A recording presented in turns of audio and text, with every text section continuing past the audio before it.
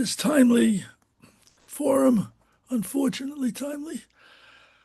Throughout our nation's history, access to a quality education, as well as the content of that education, has been a political battleground. These struggles continue in states throughout the nation. Many of you are heavily involved. Unfortunately, the ascension of Donald Trump and Elon Musk, and now the appointment of World Wrestling Entertainment CEO Linda McMahon to Secretary of Education, has led to an escalated attack on federal support for public education. And their threats to federal education programs have become quite acute. Funds for Pell Grants, Title I, disability programs are at great risk. The proposed termination of the Department of Education will weaken many other local school programs. Now, historically, public schools have been locally financed through property taxes and state taxes. Public school advocates, both parents and teachers, have generally had to focus their attention on their local school district budgets and state contributions. The federal programs are often off their radar screen because they're, quote, only 10%, but 10% is not trivial when you have tight budgets. In fact, the largest pool of public funds is federal income taxes paid by citizens.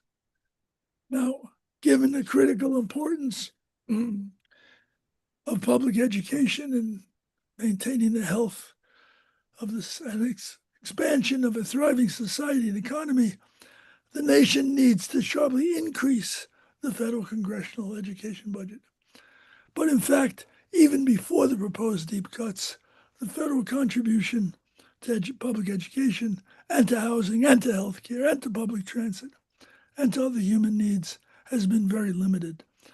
Our tax dollars have instead been used in order to finance tax cuts for the wealthy and the excessive trillion-dollar military budget. More than half the income tax dollars we send to the federal government are directed to wars abroad, war preparations, purchase of new weapons. But in my experience, very few taxpayers know that half their payments to the IRS go to Pentagon accounts. The only way to significantly increase federal funding for education is to cut this bloated military budget. So we have them coupled in this form. Now, national organizations representing teachers and educators, including NEA, AFT, AAUP, have come together to resist the proposed cuts and kind of mobilized. But unfortunately, it's difficult for them to reach parents. They often don't have any capacity of that sort. And parents generally lack statewide organizations in most places in the country. In fact, often they're just focused on their local school districts or their local schools, and they rarely have the capacity to address the federal budget. Today, we will explore paths to protect this federal budget and supporting public schools, and continue to try to reach out to parents, grandparents, and students through the networks that we have access to. Of course, some federal funds have been used to promote privatization, charter schools, religious schools, rather than strengthening public schools. During the period with Betsy DeVos as Secretary of Education, the No Child Left Behind Act was used to set back public education rather than advance it. And this decreased enthusiasm from educators for federal programs. But bad policies can be replaced, and it's time to press for increased federal investment that support our students and teachers. So our opening panel will explore the emerging congressional discretionary budget. We're delighted to have with us Deborah Weinstein, longtime executive director of the Coalition for Human Needs and a trusted analyst of the components of the federal budget. Her ability to describe the big picture has been invaluable. After Deb, we'll have some Q&A. Please use your raise hands calling you. Following Deborah, we'll hear from Denisha Jones from Defending the Early Years. Denisha has been a tireless advocate for investing in education for the very young, so critical for their further development. And then we'll end up the morning panel jumping to the issue of financial support for graduate students and research university teaching assistants. Their employment has been put at risk by the Trump-Musk undermining of biomedical and basic research. Our speaker, Evan MacKay, was critical in the organizing of the Harvard Graduate Student Union, served as president of the UAW chapter, and successfully negotiated improved working conditions. Actually, he recently ran for state rep, calling for increased transparency and democracy in the state legislature. So, Deb, it's in your hands and you can show slides. And Okay. when you have 1 minute left, I'll say 1 minute. Okay, thanks. I thought you were telling me I have 1 minute left right now, which would have been scary. Well, thank you so much. Let me see if I can get these slides up here. Okay, slideshow.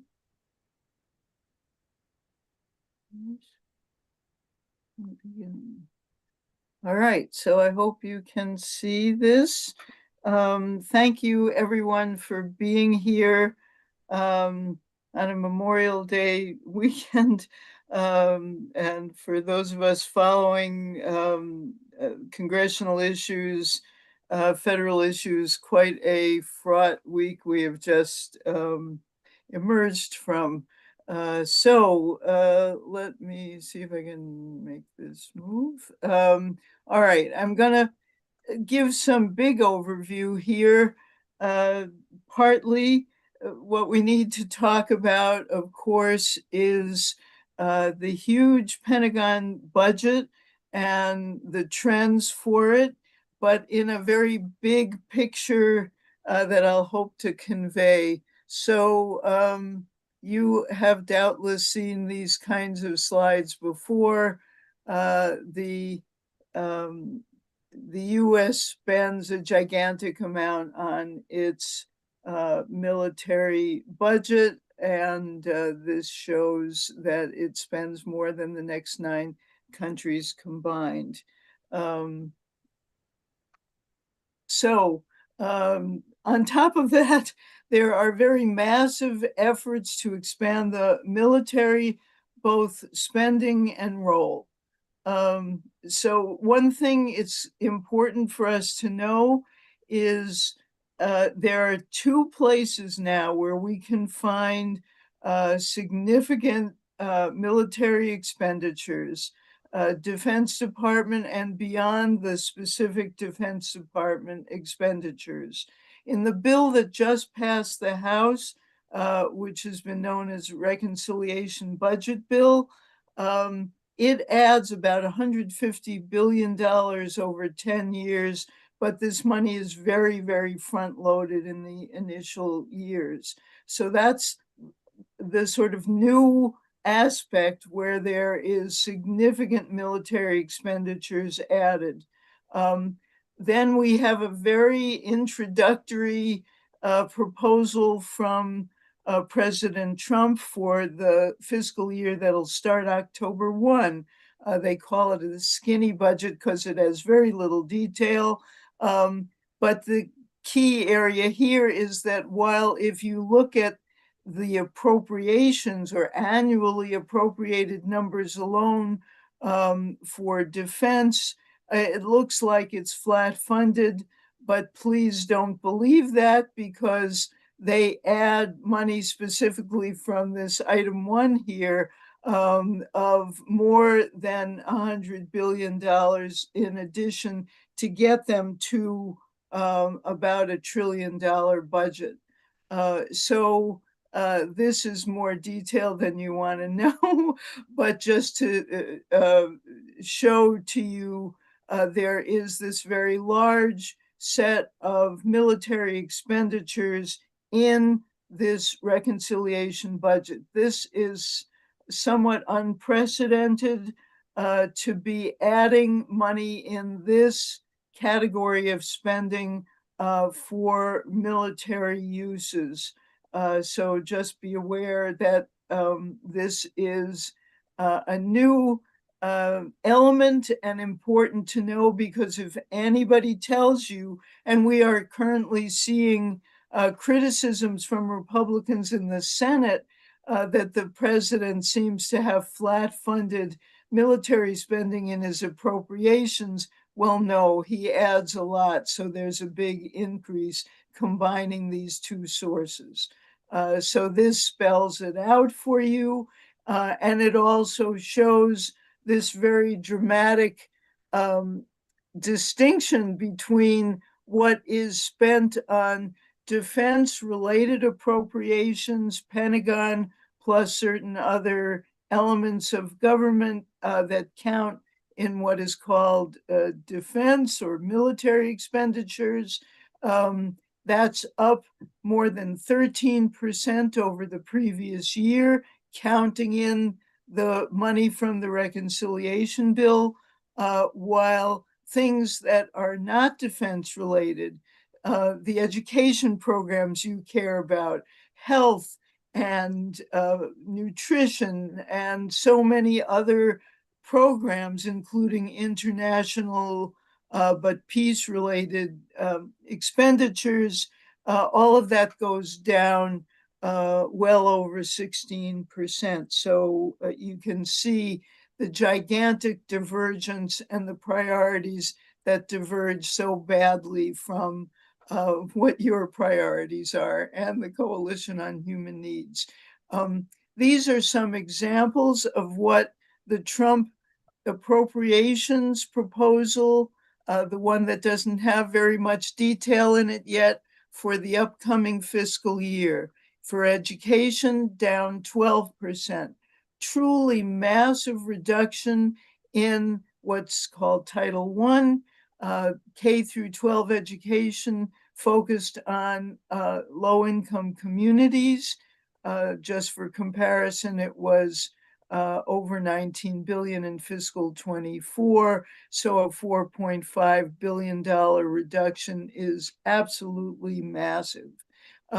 Just some scattered examples, because I don't have much time. The TRIO program, which provides help for low-income higher education students, eliminated. A big adult education program, eliminated. Education program to help migrant children, eliminated. There's much more that we could say about education, but I did want to just glancingly talk about what represents a 12% cut overall. In health and human services, a 26% cut over the prior year. The program LIHEAP that provides heating and cooling assistance for low-income households, eliminated. A very dramatic reduction in assistance for refugees and unaccompanied children. Community services block grant that helps community action agencies that administer that LIHEAP program, but also administer Head Start and job training and other programs, eliminated. Preschool development grants, you'll probably hear more about that, eliminated. A gigantic reduction in programs related to substance use disorders and mental health. And then another gigantic reduction in housing, housing and urban development, over a 43% cut. Truly dramatic, horrible reduction in rental assistance, where we give far too little as it is, but this $26.7 billion reduction in this assistance that, in a time of rising rents, it's unconscionable. It would seek to dramatically reduce the amount of rental aid for able-bodied adults and families with children, capping that at 2 years, where now it is open-ended if the family continues to qualify with a low income. They would shift whatever is left to a greater emphasis on housing for older people and people with disabilities. Also a great need there, but not at the expense of millions of other people. Homelessness assistance dramatically reduced, construction program for affordable housing eliminated. Against this, again, this is just a glancing look at some of the dramatic cuts that the president would make. And I can't, even though I'm supposed to be talking only about discretionary funding, you're seeing that there is such an interconnection between this reconciliation bill that the House just passed and the Senate will now take up. Gigantic cuts in healthcare, in SNAP nutrition, in the child tax credit, also in education cuts for student loans, dramatic reductions in assistance for legal immigrants and extra expenditures, not cuts, in Homeland Security and the Defense Department for detaining and deporting immigrants. So there's so much more I could say about this in terms of the extent of the cuts. Let's see if but I'm not going to, I can answer questions about that, but I'm going on long for the time we all have. Wanting you to know again the picture for the very large Pentagon expenditures. In the most recent data that I've seen, 71% of what the Pentagon spends is on contractors. In the 2017 tax cuts that are now looked to be extended and made permanent, a big reduction in the tax rate for those Pentagon contractors. And at least 50 members of Congress a year ago owned stocks in weapons contractors. That's kind of what we're up against in terms of this power grab of who wins in the budget choices that are in front of us. And this again, a year ago, Bernie Sanders wrote an article in The Atlantic where he was talking about the Pentagon contractors, the top five, getting 118 billion. I saw a year after the stats he had, that had gone up to nearly 145 billion. So here's what we're seeing. In the use of the Trump administration, military uses plus Department of Homeland Security ramping up efforts at border enforcement and detention and deportation of migrants. You see in the news every day the rampant illegality that has been ruled against by courts, but in which the Trump administration is not so far responding, not doing anything to bring back people deported illegally, and all of this is still happening. So we have to fight back in a lot of fronts. We have to tell the Senate to vote no on the reconciliation budget bill that just passed the House, which, as I've said, increases military and homeland security for anti-immigrant measures. And we have to tell Congress to protect basic needs programs, education, healthcare, substance use disorder, nutrition programs, oppose these massive increases. One way you can do it is by signing up. Go to chn.org, click on subscribe, and you will get lots of information to help you take action. And one way you can do it now, I'll see if I can put this link in the chat, so that you can send a letter to Congress, to the House right now. Depending on how your member voted, you'll thank them for voting no and express disappointment for the ones who voted for it. So we have to take action. We can start to change this around, but only if Congress sees the groundswell of opposition, which shows in polls, but we need to make it show from direct impact. So thank you very much for your attention, and I'll put that link in the chat and turn it back to you. Excellent. Thank you for that chilling account. Floor is open for a couple of questions or comments. Raise your hand and we'll look for the hand on the screen. Gallery.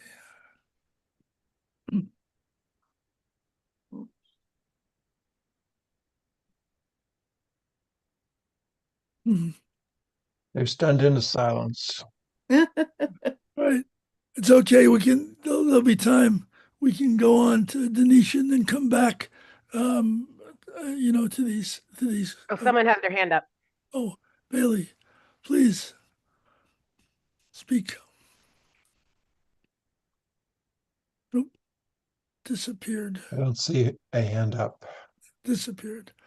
It went away. She said she'll ask, or they said they'll ask via text, via the chat. Maybe. Denisha, why don't you? Oh wait, now Susan got her hand up. Susan, go ahead. Oh, Susan Marsky. Okay, I want to thank you, Deborah, for this information. And you put it so clearly, and it is so usable. And I found myself trying to write it all down as fast as I possibly could. Is there a way to share what you have just presented? Well, thank you. I would certainly be very glad to send these slides to Jonathan. If there's a way for them to be circulated, I'd be very glad of that. Sure. I would also, and someone else asked about that, I'd be delighted to share them. I would also encourage people, as it says in the slides, to go to chn.org,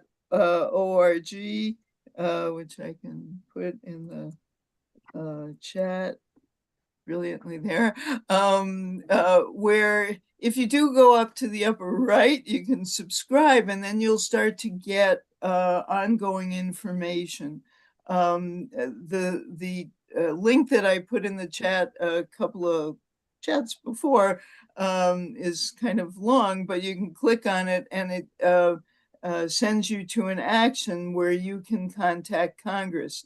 If you take that action, we will think of you as a live one and we will send you more. And they are opportunities to really know what critical issues are, which I think will help you all to be even better advocates than you obviously are now, to be so dedicated as to be here today. Okay, thanks. Okay, why don't we go on to Denisha and find out the zero in on the youngest and most vulnerable. Thanks, Jonathan. And how much time do I have? You got technically 6 minutes and then 4 minutes. Okay, I'll try and keep a track, but let me know. Right. Hey, everyone. Thanks for having me. My name is Denisha Jones, and I currently serve as the Executive Director of Defending the Early Years. And we've been advocating for early childhood, for just equitable early childhood for all children since 2012. And unfortunately, with all the other information, it's not good. I should have made slides, but I didn't, and I apologize because I do talk fast and it is a lot of information. But I want to start by, it's both a precarious, it's a joyous situation and also a precarious one. On May 18th or May 12th, I believe, In 60 years ago, Head Start was created as part of a crucial project in the war on poverty to really support young children and families. It has survived the past 60 years, which was mostly a bipartisan effort, although every year they've faced declining investments and have never been able to serve 100% of the children eligible for Head Start. And then today, they have, of course, this new federal government bill is threatening to eliminate funding for Head Start, in addition to the other cuts that you heard in Deborah's presentation, and which I'll elaborate on in mine, with disastrous impacts on young children and their families who've already been trapped in poverty. So I'll be 48 years old in September, and I was born in Panama. My mother's Panamanian, and my stepfather, who she married at the time, was an American soldier. And so she came to the United States with her 5 children, married to this man, but ended up being a single mother, immigrant mother in this country with her children, as they had more of an on and off relationship. And one of the pictures that I remember fondly from my childhood is me in front of a yellow bus that said Head Start as I went off to preschool. And I remember my mom being like, "This is the coolest thing America has to offer." Like how great that she had 3 children who were not school age, and there was this program that came and picked up her non-school age children and took them somewhere every day to get an education, to get food, to get other medical services. She knew they were safe. She could search for employment, take on employment within the United States, having 3 young children. And so I was the benefit of Head Start alumni all those years ago, and so were my younger siblings as well too. So the program has always meant a lot to me, and I know that it does amazing work, even if everyone doesn't have the same outcomes that I've had. Everyone who participated in Head Start got a really special type of support. I was just interviewing a Head Start director in Minnesota, and she was saying how what makes the program so unique is that it focuses on what the community needs and it gives it to them. So no 2 Head Start programs are alike. And Head Start, the federal program in all 50 states, but they're managed differently. For example, her program is connected to a school district, right? So the school district receives the grant funding from the block grant to administer her Head Start program. And so when we hear about cuts to the Department of Education, that's going to impact school districts, and it would impact 14% of all Head Start programs are linked to a public school. But the idea is that Head Start was created to meet the needs of that community, and they've provided a lot of mobility, right, for children born into poverty, for low-income families. There are many states who run Head Start programs have like a grow your own model, where the parents of the young children end up becoming early childhood educators through their experience in Head Start, as they are part of the delivery of service. It's not just the child care, right? It's the entire wraparound services, nutrition, health, and support for families, pretty much young single mothers, right? So Head Start does a lot, and it's on the chopping block. But it's not the only thing. As well, you saw from Deborah's great presentation some of the other things that were listed specifically around early childhood. So Head Start is a separate funding. It's its own federal grant from the Health and Human Services, but there are others, right? The Preschool Development Grant provides resources to states to improve access to quality early education in various communities. Because again, Head Start only serves roughly each year maybe 41 to 42% of the eligible children across the country, right? There are 11 million children living in poverty. Many of them have access to Head Start, but they're not able to get to Head Start because of the lack of funding. So preschool development grants, which are offered through federal funding, which are also being threatened to be eliminated, also provide a way for states to provide extra access to children who cannot get into Head Start and other types of low-income programs. There's also the Child Care Access Means Parents in Schools, which supports student parents in accessing childcare while they go to college, right? So that program is being eliminated. So you think of young families, young moms typically with young children trying to improve their lives, and how access to college is super important, and having childcare while you're in college is super important to be able to get out of this situation. And so that's being eliminated as well. Teacher Quality Partnership Grants, which supports preparing educators to teach in high need schools and early childhood education programs. And so a field like early childhood education and care, which finds that most people working in childcare are completely underpaid paid compared to even public school teachers, right? Where a public school median salary might be, $39,000 to $48,000, where preschool teachers are making under $30,000 or less, sometimes $25,000 a year in certain states, right? So going to college to get the education that one should have to work with young children often needs to be supplemented. And so that program, the Teacher Quality Partnership Grants, would also be impacted, meaning we'd have less people able to get the education they need to work in the field. Community service block grants, which fund efforts to address the causes of poverty in low-income communities, including access to early childhood education, is also on the chopping block.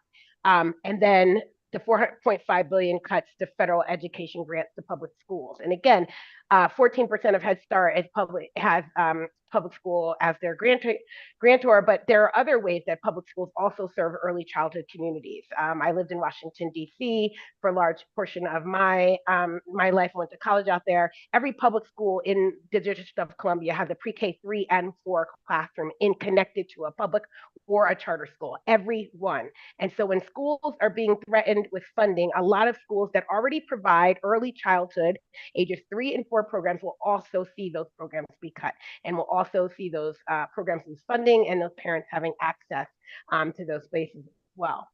And so that's at stake. But I think what's important to just point out with my last few minutes here is that we were already in a horrible place, right? I call it, when I give my presentation, the shameful state of children in America, right? So every year, or not, I think it's every year, the Children's Defense Fund, if you're not familiar with them, a really wonderful advocacy organization, they put out a report on the state of America's childhood. And I've always called it the shameful state of America's childhood, because each year the report tells us lots of horrible things in areas of child health, child hunger and nutrition, child population, child poverty, child welfare, early childhood education, gun violence, housing and homeless, income and wealth inequality, and youth justice. And almost all of those statistics are always bad each year. I'll just focus on two right now: child poverty, and this is the 2023 report.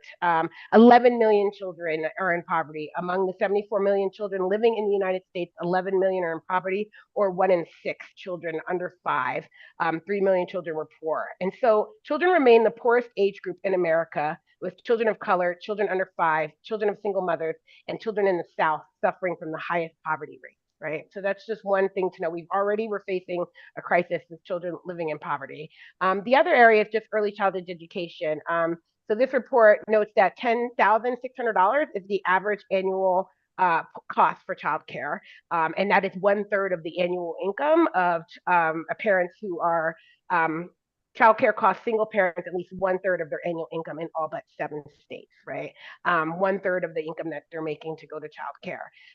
And so again, we already have this pretty shameful state of what's happening.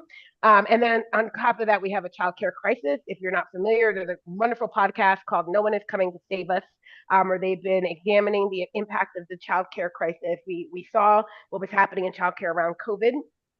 We realized that if people can't go to work, including child care providers, then the rest of the world can't work, right? Because those are the parents who are working there. And we saw this funding come in through COVID. We saw this funding to child care to keep these programs open so that especially parents who are essential workers could work. And then all that funding started to disappear, right? It's been taken away. And so the fact is that there remains a crisis in child care availability, affordability for parents. And instead of addressing that, this budget is finding ways to siphon off money to rich parents for charter schools. The Network for Public Education has a really great video where they showed how the charter school proposals, the funding around education, would take a lot of that money and funnel it into parents who are already afford to pay their kids private school vouchers, but now get a tax credit so that they don't even have to pay.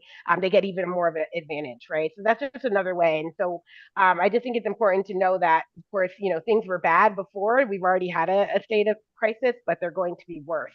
Last comment is a report out of Georgetown about how Medicaid is a critical support for early childhood education workforce. So the workforce, because the teachers make so much not enough money that they qualify for Medicaid. So if you cut Medicaid, right, you're going to cut the ability of early childhood educators who are relying on those programs. A lot of early childhood teachers qualify for Medicaid, qualify for SNAP, and qualify for low-income housing. So they're going to be triply disadvantaged if all of those programs are cut.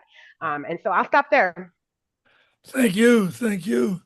Can I ask you, for Title I programs that are not tied to the school, who gets the money? How does the money come to the state, or who receives it? For Title I think it depends on who the money is funneled through, which office it's kind of set out to. I think it usually flowed through the Department of Education, right? In To the the State states that were, Department. yeah. Mm-hmm. Gotcha. All right. Other questions for Denisha or comments? Let me get my gallery here. Oh yeah, I can't see everybody. All right, Quanta. Thank you very much. I thank for the presenter, Deborah, and both Denisha, and I'm trying to very hard not to be emotional. I do think that we need to really make the people aware by being brutally honest. To me, this is an insidious genocide of the people, of the citizens, by economic deprivation. So we need to somehow articulate this in a way that is effective and make people aware. But I don't know. We have to start talking about what can be done. And sometimes you have to be brutally honest. Thank you very much. Thank you. Thank you. All right. Well, I will share a link to, if you're interested, there's petitions around the Head Start, so I'll drop the links in the chat if anybody wants. Hyatt. You're muted. This isn't exactly a question. It's just such a shock I just received from something you just said. And I feel like a lot of us just don't put the picture together, which is how little teachers are paid, especially early childhood teachers and Head Start teachers and so on. And they're paid so little that they have to depend on Medicaid. And if Medicaid is getting cut, I mean, this is a disastrous situation that I just never computed. And I thank you for this new information. And I feel more people need to know about it. Yeah, it's most people don't know that child care workers are paid so low. And I know several women who run child care centers from their home, right? So they're family child care providers, right? And the struggle they have bringing on staff, right? Because if you bring on staff, you can bring in more children and try and make more money, but they are literally not, they're paying women in poverty, right? They're not able to pay them a decent wage. So you feel like a horrible person expanding your business because you can't offer benefits, right? Enough money, enough compensation to these employees, and you can't charge the parents more because the parents don't have more, right? They can barely pay what you're charging now, right? And so it becomes this vicious cycle where you want to serve families, you want to serve children, you want to hire people to do it, but you can't afford to pay them a living wage, right? And then think about, so what might be a benefit you might get?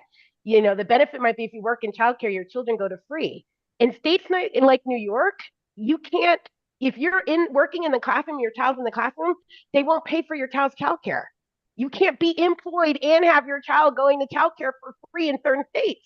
Like the audacity to think that just because you're working there and your child's there, you're not working and your child's not being cared for, right? And so this is an issue, right? Like, and people don't know that it happens in many states that what do you do? A lot of women quit working when they have young children because it's not financially, it doesn't make financial sense to enroll them in childcare and work and try, like you're paying all the money just goes to childcare. So you decide you just choose not to work and stay home with your children if you can, right? If you're able to even make that choice. So yeah, it's a very, very precarious situation. I see someone else has their hand up too. Nancy. Hi, I speak with a little bit of inside knowledge. My daughter is the commissioner of the Early Education and Care Department in Massachusetts. You may know of her, Amy Kershaw. So I asked her the other day about what's happening in our state.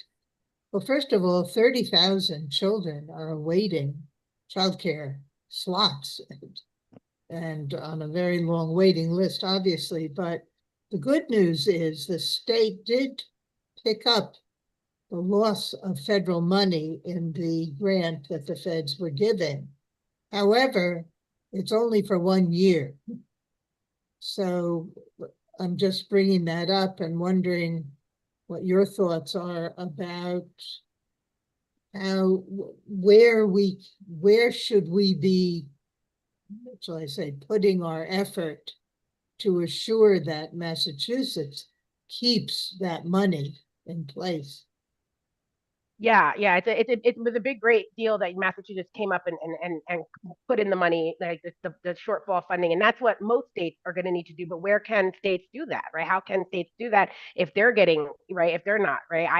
I don't know. Again, I know it's really hard for states, but it would seem to me that to offset this, states got to start raising taxes, right? And raising taxes on the most richest people in their states might do. So I know that might not be feasible in the way that we have a system in place so that states can't raise taxes on people, right? But like there needs to be more money because states are going to have to offset these expenses as well. And Massachusetts has done it.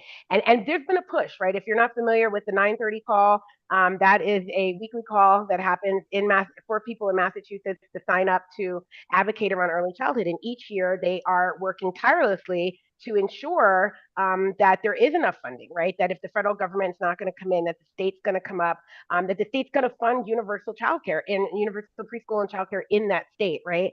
And they get what I've learned in other states that are doing this too, like New Mexico a couple years ago was able to pass a constitutional amendment to take a percentage of money from a fund and send it directly to early childhood. It ends up being a lot of money. What I've learned from interviewing those folks is that it took like every year they ask for more, they get something, they don't get what they want, but they have to keep asking, right? So it seems like the more you engage in this long strategic process of funding, you're going to get some types of concessions, but that doesn't mean you stop because that's not what you want. And what we want is full funding, right? And so, what will it take to get the full funding? And it just keep asking, keep demanding, keep showing the statistics. Massachusetts is one of the few states that are, heavily investing in early child education and doing its best. But like you said, the children aren't being served, right? There's not enough children being served because there's long wait lists, because we've never just fully funded childcare in this country. All right, thank you. Chilling. Well, let's jump to the other end of the educational spectrum, graduate students and their peers. Evan, you're on. Thanks so much. And amazing conversation. I'm learning so much already and really grateful to be here today. My name is Evan MacKay. I take they and theirs pronouns. I'm the former president of the Harvard Graduate Students Union, and we are local 5118 of the United Auto Workers. Evan, we're losing your sound. Your sound is going in and out.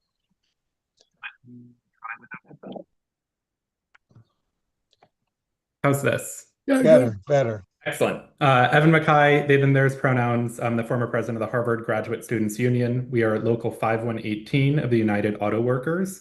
So why did graduate students unionize? We unionize for the same reason that lots of unions and workers come together, is to confront exploitation of our workers. So many graduate workers are low income. So many people are the first people in their family to ever go to college. And we weren't able to get by with individual solutions, one student, one worker at a time. We really needed structural change. We're trying to transform the status quo of higher education, of education generally within our country. And we weren't able to get by under the status quo. And we know that there's so many mechanisms of injustice, including from one of the most well-resourced institutions of higher education. Harvard is just in a very different like order of magnitude of funding from so many other institutions, and we still had so many people struggling. And our employer, when workers were communicating concerns about food insecurity for themselves and their family, our employer was directing people to food stamps. It's a similar theme that we've heard on this call. Now, food stamps are an incredible program. We want more funding for food stamps, but we also pause to ask ourselves, why does this institution with $50 billion endowment not pay workers a living wage? And so that's why we came together to form the union, and we had to go on strike to win things like dental care. We had to go on strike to get a minimum wage that was higher than $11 an hour, which was what the Massachusetts minimum wage was at the time. And we are still continuing to advocate for protections from harassment and discrimination. We know that sexual harassment, racial discrimination, discrimination of all different types are all too common within higher education. And here at Massachusetts Peace Action, on this call, we are for peace and justice in every which way. And that means eliminating all types of violence, including gender-based violence, including sexual violence. And so these are things that we're fighting for as the labor union. Now, universities should be sanctuaries for learning and not laboratories for war. But the Trump administration is cutting right now grants and funding. They're coming for education. They're coming for our research, our teaching, diversity, equity, inclusion.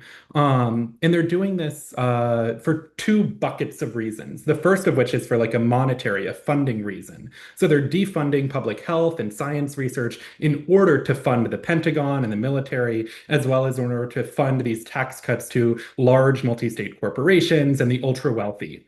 The second reason that they're doing this is because universities represent free inquiry, the exchange of knowledge, critical thought, and as there are forces within the federal administration who want to slide into fascism, education, all the way from literacy and numeracy at young ages to higher education and beyond, this can be a bulwark of defense of liberal and democratic values. So this is part of why they are coming for education of all different types. I mean, people learn these democratic values, people learn liberal ideas and the value of multiculturalism in so many different components of education, including early and primary education in our high schools as well as in our universities. And the funding cuts are incredibly impactful on campus and in people's laboratories, in the research that they're doing. It is truly devastating. Research on Alzheimer's, cancer, asthma, racial justice priorities, these things are getting cut. The Trump administration is particularly targeting research on minorities, research within health. They talked about more than 50% of the health grants that were cut had to do with health for LGBTQ populations, or that had attention to the disproportionate impact on LGBTQ populations. And so this is really damaging for the production of knowledge. Another way that they are coming for education is that they are targeting students one by one. One of my coworkers at Harvard, Ksenia Petrova, has been in detention. We know of the cases of Mahmoud Khalil, a UAW member from Local 2710, Rumeysa Ozturk, Mohsen Madawi. The Trump administration is saying that they're targeting terrorists. They're saying that they're targeting threats to the country. They're saying that they're doing this to defend against anti-Semitism. And I want to tell you about Grant Minor. I'm the former president of the Harvard Graduate Students Union Local 5118. Grant Minor was the former president of UAW Local 2710, the graduate students at Columbia. And the day before the union was bargaining over international students' rights, Columbia University expelled and fired Grant Minor. Grant is a scholar of Jewish studies, and I want to bring some of his words into this. Being Jewish and growing up with the knowledge of what our people have gone through is precisely what makes me stand up against the ongoing genocide of the Palestinian people. On a more practical note, I hope one can infer that if I was a particularly self-hating Jew, I could have simply not spent hundreds and thousands of hours reading medieval Hebrew literature. Nonetheless, I, along with so many others, have been swept up in Columbia and Trump's witch hunt. So these attacks on higher education are not making anybody more safe. Expelling and firing Jewish students in the name of Jewish safety does not make any sense. On Harvard's campus and beyond, there's this saying amongst Jewish students concerned about the status quo of these attacks on education and students that democracy, not deportations, makes Jews safe. Just on Thursday of this week, we got notice that the federal administration was targeting the ability of international students to legally attend and reside and be students at Harvard. Now, this is one of the largest concentrated deportation threats against any unionized workforce in our country's history. This is an attack on the working class, and we know that an injury to one is an injury to all. There is no Harvard, there is no higher education without members of the international community. And so whereas they want to sow division and hatred, we know that there's nothing to fear in that multiculturalism and diversity are part of our strength, and they're integral with the ability to learn and exchange ideas with one another. And so I want to finish thinking about the fact that the university is a contested space. None of this is predetermined. The university and education can serve empire or they can serve liberation. Now, again, I'm speaking from the perspective as a Harvard graduate student, and I want to name that my employer, my university, is much better resourced and much better defended than so many others out there. And so everybody on this call can think about the institution of higher education that might be within your own community, and especially the institutions of public higher education that need this funding so vitally to be able to continue. And so I want to finish just thinking about the fact that collective action is what can shift the priorities from bombs to books, thinking about the name of this organizing that we are part of. Because we don't need billion-dollar bomb labs. We need living wages, housing, and free and high-quality education at all levels of education. And so that's what my union fights for. That's what Books Not Bombs means to us. And that's why UAW Region 9A was so proud to co-sponsor this event.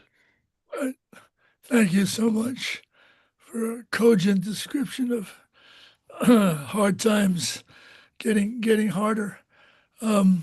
Let's just take one or two questions, and then I want to move on to Deb McCarthy and panel 2. Just see if there are any hands up here.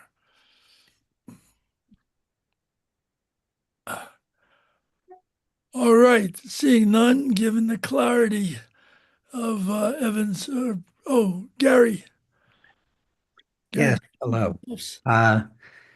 Yes, not only graduate students have unionized in several universities in the Boston area, but also adjunct faculty and part-timers and some staff members at other universities. And that is a good sign that things are moving positively, at least in one area.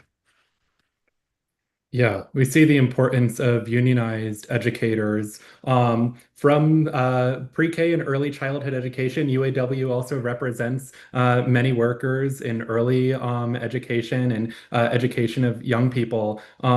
But all the way up through graduate students, through adjunct faculty, through non-tenure track faculty, through lecturers, there's an adjunctification of labor and an increasing precarity of labor within higher education. And so that's why it's taking people longer and longer and longer to try and get that stable job. And they're sort of like dangling it out there in front of people to maybe try and string along people, but it's changing people's lives.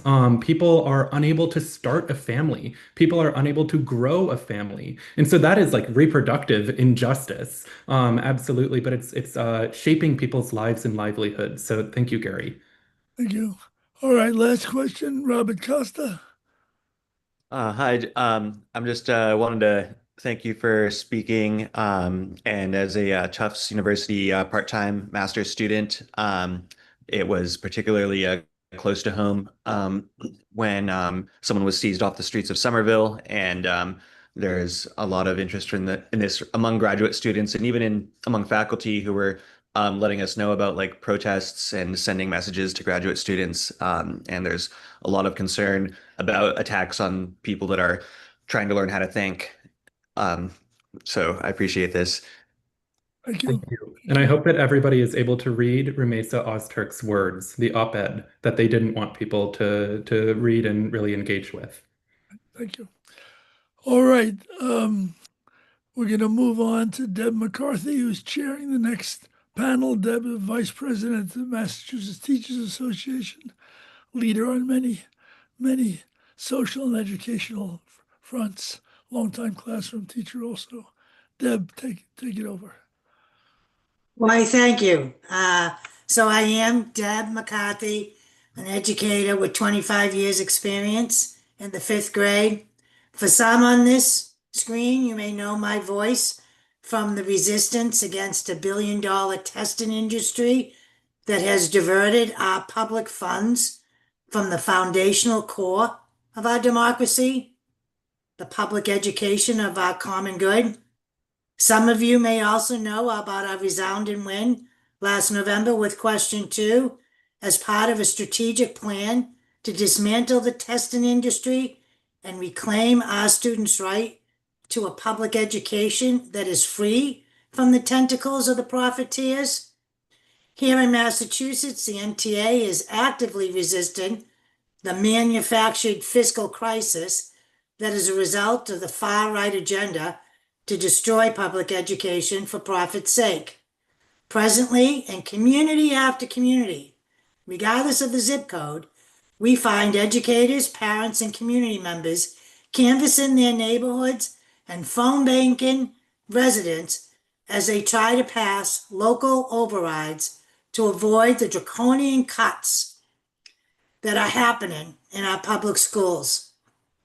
Last September, Max Page and I joined educators for the convocation ceremonies in a district south of Boston that had just eliminated more than 30 staff positions because of a failed override. It was infuriating to listen as educators were informed about how they could access grant monies from the local PTA simply to provide canceling devices for students in their classrooms with neurodivergent learning profiles. This equipment shouldn't be at the whim of a lottery process. These devices should be a given mandate for every school budget. In November, I joined educators in one of the wealthiest communities in this Commonwealth as they went on strike because these workers were learning less than $12 an hour, while experiencing working conditions so severe that a staff member had been assaulted with a baseball bat. These assaults on educators aren't random. They are actually daily events.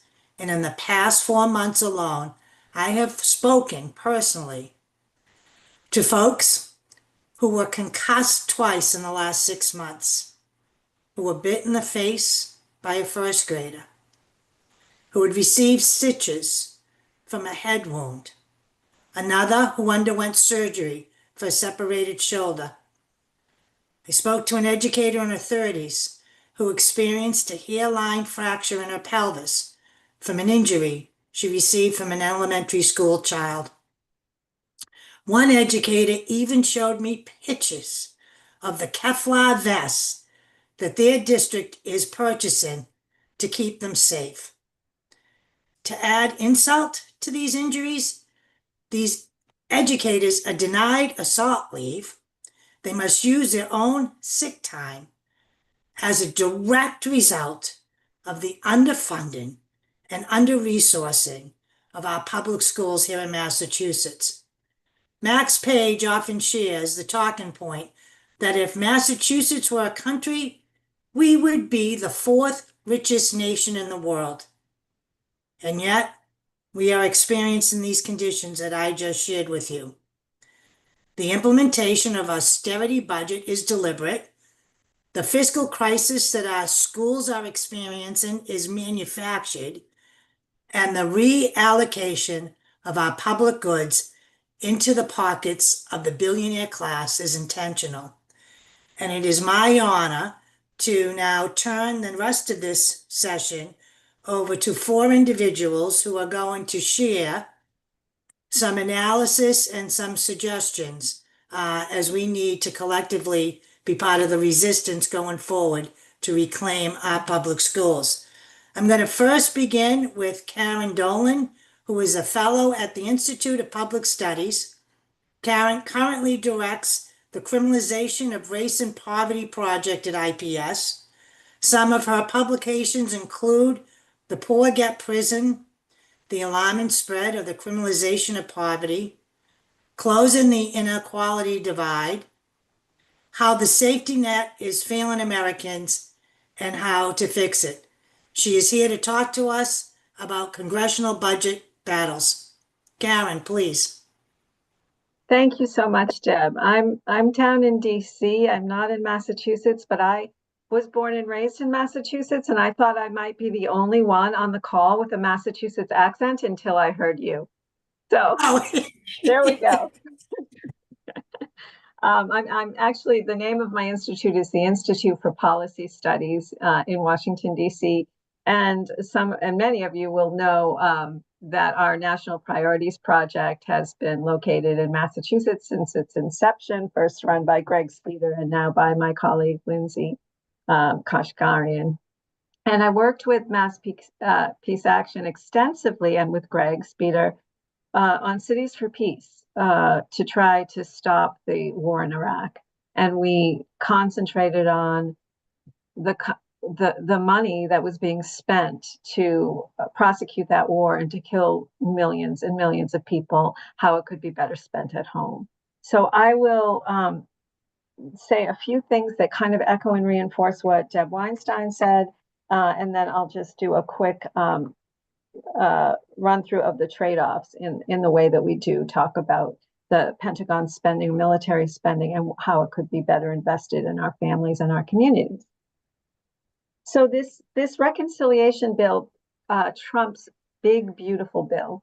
In fact, he insisted that it be called that, passed in the House last week. And that looks at cutting our mandatory programs, which include Social Security, although that's not allowed to be cut in this process, but Medicaid, Medicare, which will end up having a cut, and food assistance. And then at the same time, there's also the budget, the FY26 budget that Debbie Weinstein also mentioned, that will cut all the other social programs. And this is all in the service of massive tax cuts to the very wealthy, the largest corporations, and the war machine.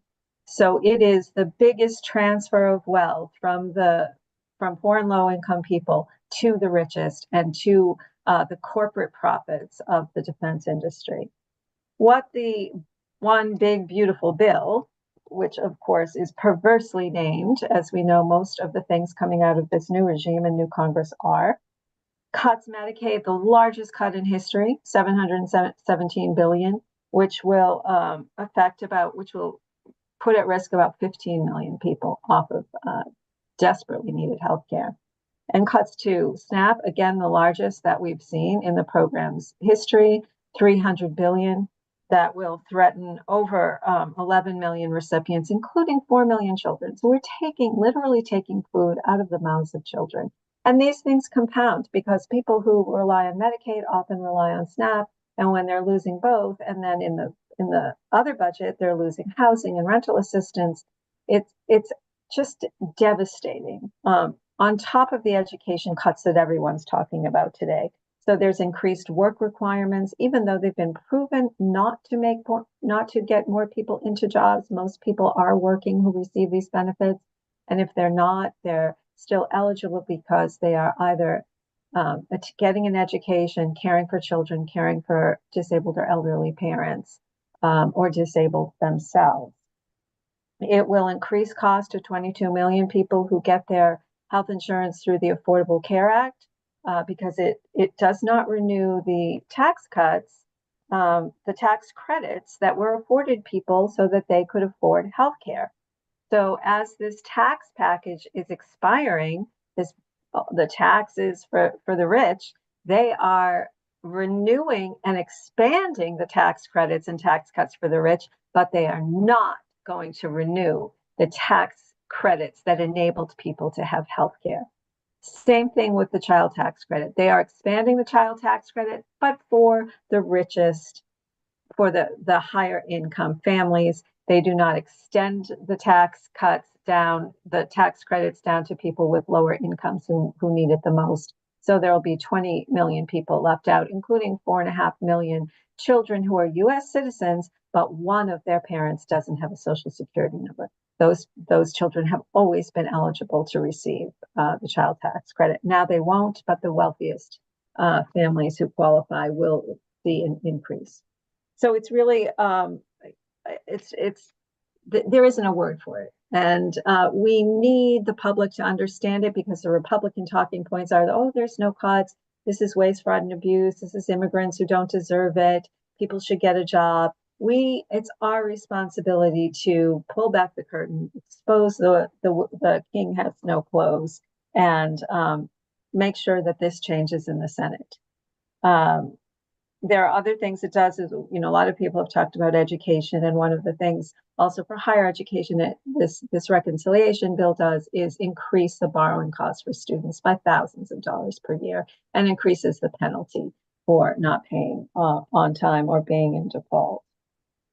So that said, I just want to run through really quickly this $1 trillion that Debbie Weinstein also talked about that's going to Pentagon spending. And it's not just spending on defense for the nation. This is overwhelmingly lining the pockets of corporate defense industry, including Elon Musk. So it's a very self-serving bill.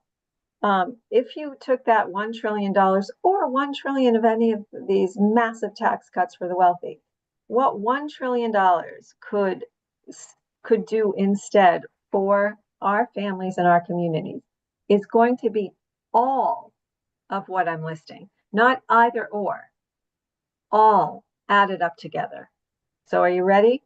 Expand early childhood, early childcare, provide free college for the entire 2025 graduating class, erase all medical debt, treat substance abuse disorder, end the nursing and teaching shortage, provide health insurance for all uninsured children, end homelessness, provide housing security for renters under threat of eviction, cut child poverty, replace all lead pipes in the nation, build nationwide high-speed rail, and address climate change.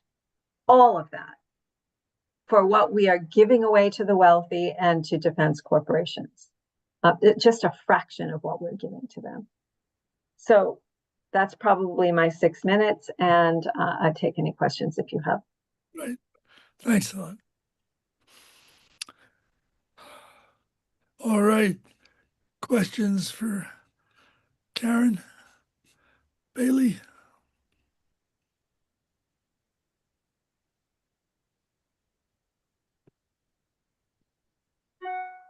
Oh, in the chat, what would your advice be? Bailey raised their hand, but Bailey, do you have a question? Can't hear them. All right. Well, Mike is here. Deb. All right. So next up, we have Representative Mike Connolly, who represents the Mass House 26 Middlesex District and has been a leader promoting affordable housing, legislative transparency, and recognizing the coupling between the federal congressional discretionary budget and state needs. He will address the role of state legislatures in federal budget decisions. Mike, take it away. Well, thank you, Deb, and good afternoon, everyone. I stepped out for a little bit of fresh air, but it's fun to be here thanks to the power of Zoom and cell phones. And really, the last few testimonies that we heard from Evan and Deb and others, I think are really powerful, and it speaks to this moment that we're in. Which feels like deja vu all over again. Back in 2017, the Republicans passed the so-called Tax Cut and Jobs Act. It certainly had tax cuts, not just for the very rich, but for big corporations as well. The top corporate tax rate used to be 35%, and that bill cut it down to 21%. So that's a little bit of the context of now where we're starting with this new round of tax cuts. Of course, now that we're in this second Trump administration, I'm getting a lot of questions about how will the state respond, both to this so-called big, beautiful bill, as well as the ongoing threats and the very real execution of cuts to things like the National Science Foundation, as well as this just incomprehensible attack on our universities. I think as a nation, it's fair to say, we're in decline in many ways, and this push to now go after the advantages we have in research and academics is truly insane. And it feels as if it's something Trump is doing, simply to own the libs, as they say. And so I'm hopeful and encouraged that Harvard, at the very least, has been standing up and pushing back. But, to the question of the day, what will the Commonwealth do if there are massive cuts to Medicaid, if there's cuts to education funding? I think there's a two-part answer. Certainly, we can do more to tax the very wealthy and big corporations in Massachusetts. We can do more to achieve tax fairness. I support a lot of policies to do that. And then at the same time, I don't think there's any substitute for the scale of federal funding. And, to contemplate if there is a major cut to Medicaid, to contemplate if these ongoing threats and ongoing withholding of funds from universities and from research grants, if that continues, there's no scale at which states like Massachusetts or others can repay those programs dollar for dollar. So, I think the way forward is continuing to build movements for economic justice and tax fairness here in Massachusetts, and to do all we can to hold on to our democracy and to our programs, and then hopefully win elections. And so, when I analyze what happened in 2024, how did we reach this place where the Democratic brand, the Democratic Party's brand on the national level is absolute trash? I think we've reached this place because the leaders of the National Democratic Party really are more, to them, Trump wasn't the worst case scenario, okay? If you're a national leader of the Democratic Party, the worst case scenario would be adopting popular positions that might help you win an election, but could threaten your proximity to power. And so if you're one of these consultants, if you are in the Biden-Harris White House, if you're part of the Harris campaign and you're making decisions, Trump winning isn't the worst case scenario. The worst case scenario is you get too real about achieving peace, about ending militarism. You get too real about taxing the rich. You get too real about challenging corporate power. And then you could potentially threaten your proximity to power and your own career prospects. So that's my honest analysis, is that we have too many selfish leaders and too many leaders who are actually scared for standing up for an agenda that could achieve popular support. As we continue to grapple with the absolute, catastrophe that was the 2024 election, we have to remember that, we're still running a third, more or less in this country. More or less a third of the people showing up for Democrats, more or less a third of the people showing up for Trump, and then a third of the people who more or less have concluded that participating in this system is not worth the time it takes them to cast a mail-in ballot or to go down to their polling place and to cast a vote. And, as Democrats, I think we have to move away from, playing this game of trying to find that mythical, Liz Cheney lover who, has a lot of respect for Dick Cheney, but also could be convinced to vote for Kamala. We have to move away from that, and we have to reach out to those tens of millions of people who are on the sidelines, who are thoroughly fed up with politics. And we have to show them and prove to them that we can deliver for them. Here in Massachusetts, probably, it's not all negative news, I suppose. Probably one of the most encouraging signs of what we've accomplished in our state is with the Fair Share Amendment. And, big shout out to teachers unions who were really on the front lines of leading that fight. So the Fair Share Amendment is working even better than those of us who advocated for it promised. We actually just recently did the first Fair Share Amendment surplus budget, because the funding on the Fair Share Amendment came in almost $1 billion or more ahead of expectations. Of course, think about what that means. General tax collections in Massachusetts among most working people are trending below benchmarks, more or less. But the tax collections that focus on the very wealthy, they've been doing better than ever. And certainly throughout the pandemic, they did better than ever as well.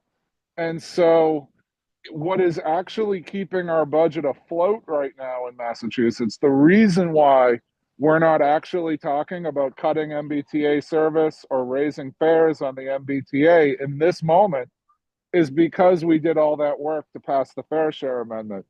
But then, if you want to think of some other things to be critical about, the Fair Share Amendment was a 10-year effort. It was brought forward. The tech companies and the anti-tax lobby successfully challenged it at the Supreme Judicial Court, setting us back many years to restart the process of bringing it to the ballot. After that 10-year effort to finally get real tax fairness in our state, the very next thing that was brought forward by the legislature and the governor was a proposal to cut taxes by $1 billion. And I don't want to overhype it or undersell it. I'd say a good chunk of that tax cut had very worthwhile policies, child tax credits, things I could support. But a significant chunk of it had giveaways for the rich and big corporations, had far too generous tax breaks for the very rich that easily add up to hundreds of millions of dollars. And so it was for that reason, I'm proud to say I was the only member of the House of Representatives to vote no on that $1 billion tax cut, both on engrossment and on enactment, on both votes. And that's because it was just unconscionable to me that as we're struggling to have housing vouchers keep up pace, as we're struggling to fund early childhood education, I think as we're, I think we're doing a decent job of keeping up with the Student Opportunity Act funding, but certainly, we fell a little behind schedule, and I think, we have to remain vigilant to keep that funding growing. All of these things speak to why we have to do even more. We have to point to the success of the fair share and then build on it. So certainly this term, I'm supporting legislation that's known as the corporate fair share. Other people have called it GILTY, which is kind of a complicated acronym, but this is legislation that targets the offshoring of profits for corporations. And again, I appreciate the need for balance, but let's not, cry a tear for these corporations. On the federal level, they're enjoying continued tax cuts. And so I think we can look to what's happening in the first Trump administration. We can look what's on the table with this so-called big, beautiful bill, and we can feel emboldened to require tax fairness and to raise taxes, particularly on large corporations. So the GILTY bill is one way we can do that. I'm a co-sponsor of that. Other legislation that I've filed as a lead sponsor this session would implement a tiered corporate minimum tax. right now in Massachusetts, if you're a corporation and you manage to use sophisticated accounting tactics, you can reduce the profit on your balance sheet down to zero, pay no corporate tax. And in that case, that triggers the state's alternative corporate tax. And how that works, if you don't know this, it's outrageous. It's a $438 tax, period, regardless of the size of your corporation. So it is the case that there are many corporations that are doing hundreds of millions of dollars in business and then writing a check for $438 to the Commonwealth to pay their tax bill. The interesting thing about all this is that the way that corporate tax works, it works based on gross receipts. That's actually considered under our tax doctrines as an excise. And so the reason why that detail is important is under our Constitution, the same kind of income has to be taxed the same way.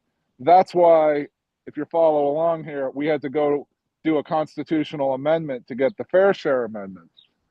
On the corporate minimum, because that's an excise, that enables us to directly implement a tiered progressive structure. So under the legislation I have, I say, no tax increase for a small business, a local neighborhood business, but businesses doing hundreds of millions of dollars, they would then have to pay a proportional increase in their corporate minimum tax. So I don't know where I'm at for time here, but that's a little bit, I'd say, of where we're at. I think again, we obviously must call out the horrors and the nightmare and the outrage that is the Trump administration. And at the same time, personally, I don't go too far down that road without turning my critique back on the Democratic Party to understand that we, lost this election on the national level to a guy who, promised fascism and promised to essentially kill working people. And we have to take a look in the mirror as Democrats and understand, how are we not delivering? How are we not winning? How are we not offering millions of people, particularly those who are on the sidelines, a reason to be part of a big coalition that will make people's lives better? So that's a little bit of where I'm at right now. I'm going to continue, raising these concerns in the legislature. And, I think it's really one day at a time from here on out as we try to hold on to our democracy and try to retake some control of our political system in the name of working people. And of course, that starts with education. So I'll wrap up there. Happy to take any questions. Thank you. Maybe I don't see any questions. I feel like it may be time to introduce David Borris. David has served more than a decade as the president of the Chicago Area Peace Action. He spearheads the emerging campaign to defund the enormously expensive Sentinel replacement of the 400 ICBMs and fixed missile silos. David will describe for us the problems with the Sentinel program. David? Thank you. Thanks very much for having me. It's a pleasure to be here. I guess I could start for a moment with, there's so many ways to talk about the boondoggle of nuclear modernization in general. To remind, after Barack Obama in 2009 gave that fabulously aspirational speech in Prague, where he promised to live in a world without the dangers of nuclear weapons, the very next year, he authorized, along with a new Republican Congress in 2011, the nuclear modernization program, then scheduled to cost about $1.5 trillion over 30 years. I think the poster child for the problems with nuclear modernization and the poster child for waste, fraud, and abuse in the Pentagon would be the Sentinel missile. And for those of you who are not familiar, the Sentinel missile is meant to replace the 400 current Minuteman missiles in silos across 5 Western states. The program originally in 2016 was scheduled to cost $65 billion over its life. That cost was revised in 2020 up to $95.3 billion and re-revised in 2024 to $141 billion, a cost increase of 81%. Each missile that was going to cost $118 million is now projected to cost $214 million, and the program is scheduled to, the first missiles were going to be deployed in 2029. Now they'll be deployed in 2031. And if you look at what the 4-year increase and the subsequent 4-year increase, which became 81% over 8 years, imagine what that's going to look like 4 years from now. The program is fraught with waste. I can't speak to the fraud and abuse, but I can speak to why we even are maintaining or trying to upgrade land-based nuclear weapons. If you look at Annie Jacobson's book, Nuclear War, A Scenario, it will tell you that if you're going to have a land-based nuclear deterrent, you have about 26 minutes from the warning that a nuclear attack is inbound to make a decision to launch.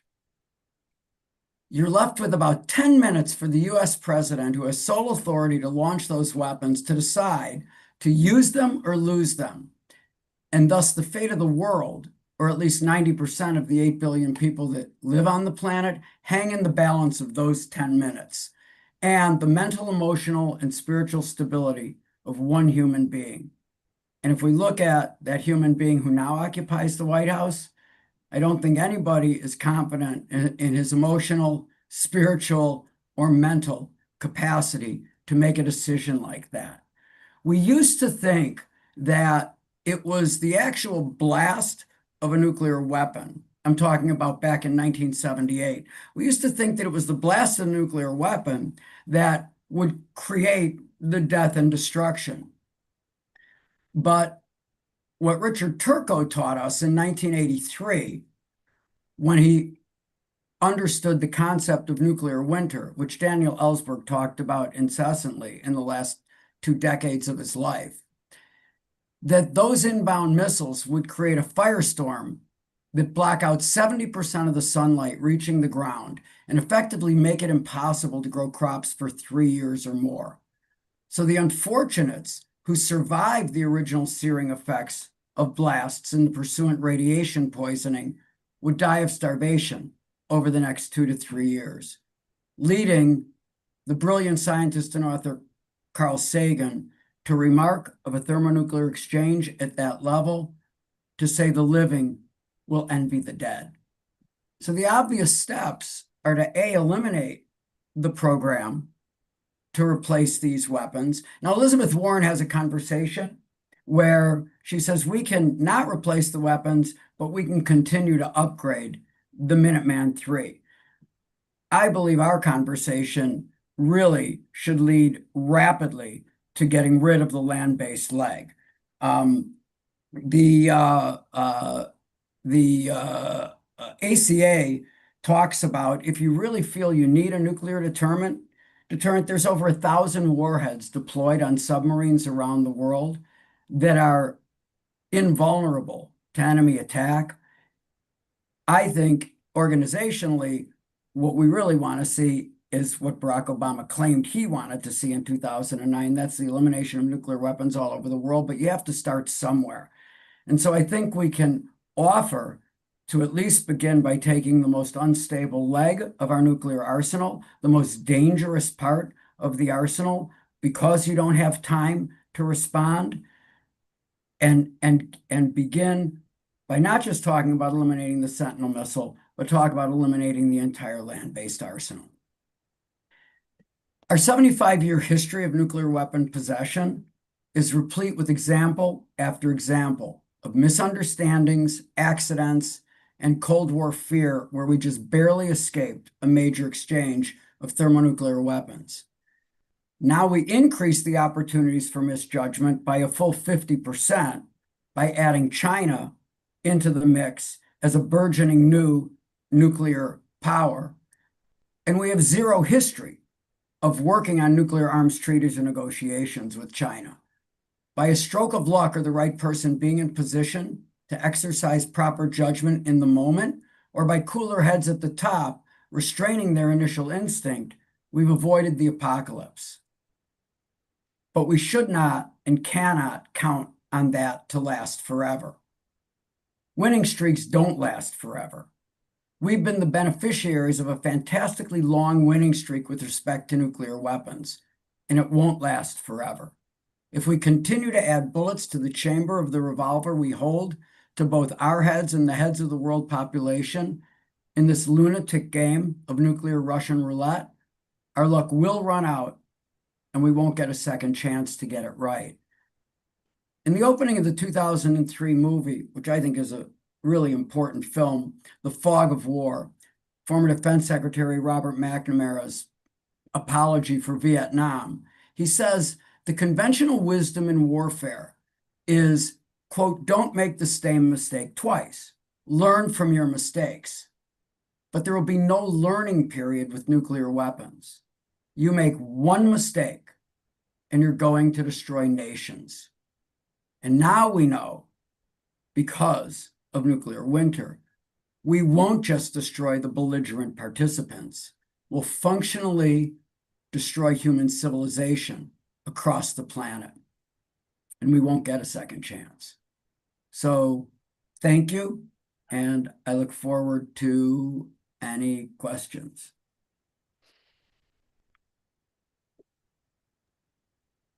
Thank you. Really small world, but McNamara had to personally deliver an apology to my aunt at Harvard. My aunt created the POW in my war, and unfortunately, it feels like some lessons we never ever learned, David. So I want to thank you for your very powerful piece here. I don't see. Oh, there are two questions in the, can you see the chat? Oh, I can. Here, let me look. All right, because it feels like it's easier for you to read it rather than me taking the time. Sure. Thank you. So the one person in the Senate with a physics background, let me look, in a new arms race. Who is the one person in the Senate with a physics background mentioned an intergenerational amnesia of sorts in the Senate with regard to escalation? Yeah, I think there absolutely is amnesia. So I think what's happened is that, and I think the problem we have in pursuing this whole conversation of restricting and eliminating nuclear weapons is because we've been the beneficiary of this fantastically long winning streak. And we've kind of taken for granted that, well, nothing ever happened, so nothing ever will happen. Each ensuing day, though, makes the inevitability of it eventually happening more and more likely. Ellsberg used to talk about if the mathematical possibility isn't zero, then the mathematical certainty is inevitable. And it's not zero, it's far from zero. And do I think that internationally operated anti-nuclear and other planetary defense space example? No, I think they're as destabilizing today as they were when Ronald Reagan started talking about Star Wars in 1983. The idea is not to then you're just going to have a secondary arms race, right? well, you have a tertiary arms race also. So you have the first arms race that says if they're going to build more, we need to build more. The second part is, well, if they're going to deploy defense systems, well, then we have to deploy better defense systems. And the tertiary part of that is, well, if there are defense systems being deployed, we have to figure out how to get inside of those defense systems. We used to joke, I don't know, but we used to say 6, 7 years ago, we're headed toward $1 trillion defense budget. And now it's the reality. If we can be at $1 trillion, why can't we be at 1.2 trillion? Why can't we be at 1.5 trillion? Ronald Reagan got credited, and I don't necessarily agree with this accreditation, but he got credited with spending the Soviet Union into oblivion, right? That he increased our military spending so they would have to increase their military. And for us to look at that and still claim that as historical fact and say, well, so where is this country going? It is the most devastating self-inflicted wound that you could ever imagine. There is not an adversary on the planet in the moment that can compete with the economic power of the United States of America, that can compete with the current military power of the United States of America. It just doesn't exist, and we pretend it exists so we can wrap ourselves up in a victim cloak for the benefit of 6 or 7 major defense organizations, most notably led by Northrop Grumman and Lockheed Martin, and Raytheon and Boeing. It's unconscionable as we take the money out of the mouths of the Supplemental Nutritional Assistance Program, as we take healthcare away. The CBO just said 13 million people, if this bill goes through, are going to lose their access through Medicare and Medicaid. Anyway, I know that's what the whole conference is about, but it's hard to imagine. And that's why I tend to use the term lunacy when we talk about it. And no, I don't think it can be internationally owned and shared tech. I don't know how you would do that. With the trust levels that exist currently between the United States and Russia and between the United States and China, I think the better idea is to take the offensive weapon capability out of everybody's hands. If you could do a shared defense program, right, shared technology, well, then if you have that kind of trust level, you could do a shared, let's all get rid of our nuclear weapons, which Harry Truman wanted to do in 1949. Thank you. Now we have the last panelist.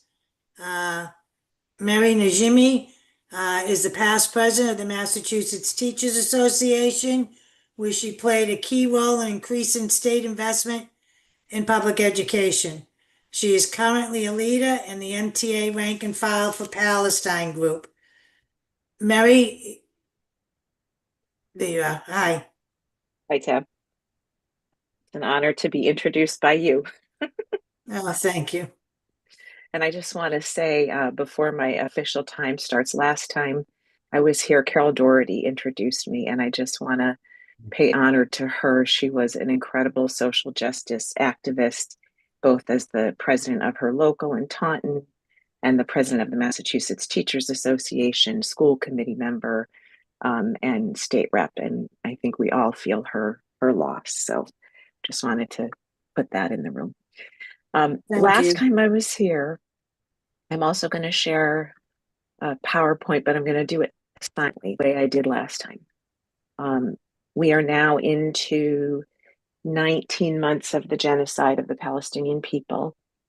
And I showed statistics this way last time I was here. Unfortunately, they're worse. So before I talk about funding on war, I want to go through the human costs of the genocide.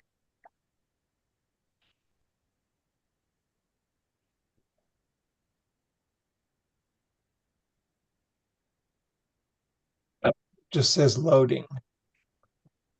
Oh, okay. Your first slide, we saw it, but then it said loading after that. All right. Let me just try to do it this way since we're short of time. I'll just show the slide deck itself.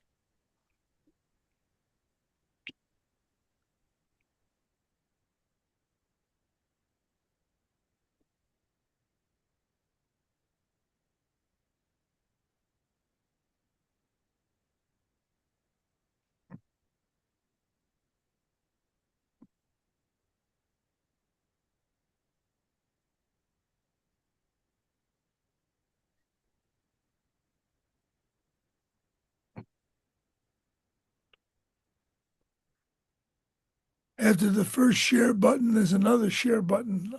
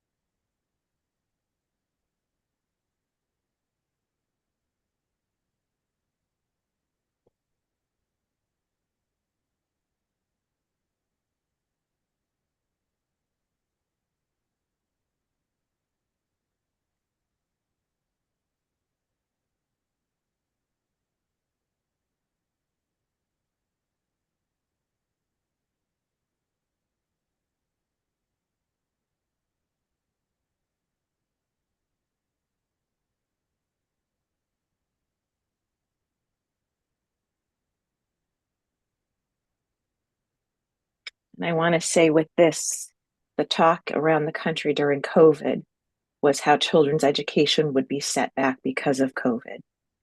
If we have that kind of empathy for the children of the United States, we have to apply that to the children of Palestine. I'm going to put this link in the chat. This is a really moving report from CNN called Education in Ruin, Gaza's Children on Losing Their Right to Learn. It's interactive. When you go to the link, you have to scroll down and you'll start to see remarkable videos of the rubble that children are learning in. One of the things that's remarkable about this and the Palestinians is it really speaks to something we call samud. Samud is this ability to be resilient, to be resistant, to hold on to your hopes and dreams despite everything. So you will see the way teachers and children in Gaza are still trying to replicate some level of education without anything. I don't want us to ignore what's happening in the West Bank because that has taken a backseat. So these are some important statistics just about settler violence against Palestinians in different parts of the West Bank. So there's a financial cost as well. And I want to thank all of my panelists before who painted an incredible comprehensive picture of what it's costing the United States in terms of military funding and tax cuts, et cetera. This came from the Institute for Middle East Understanding. I found this statistic pretty remarkable because last time I was here, which was maybe 6-8 months ago, Biden had spent $27 billion in arms sales to Israel. Trump has done another 12. So in total, just in the last 6 months, we're at 35.7 billion in weapons for Israel. IMEU broke it down into how much per taxpayer.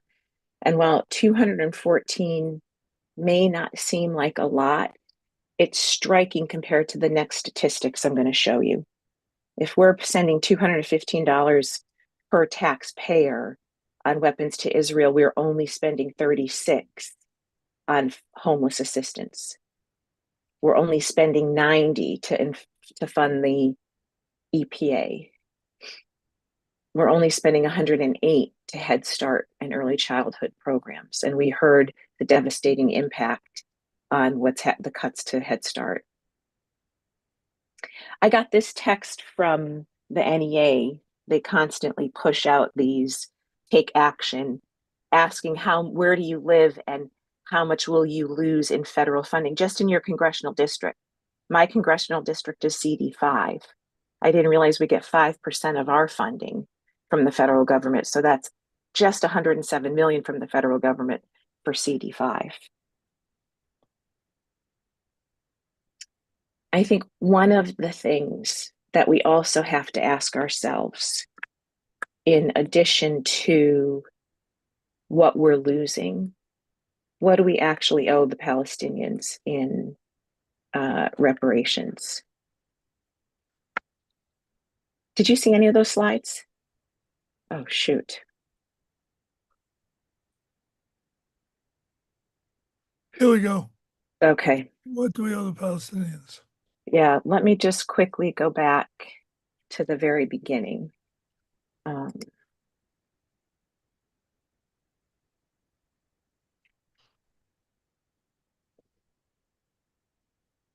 So these are the statistics on how many Gazans have died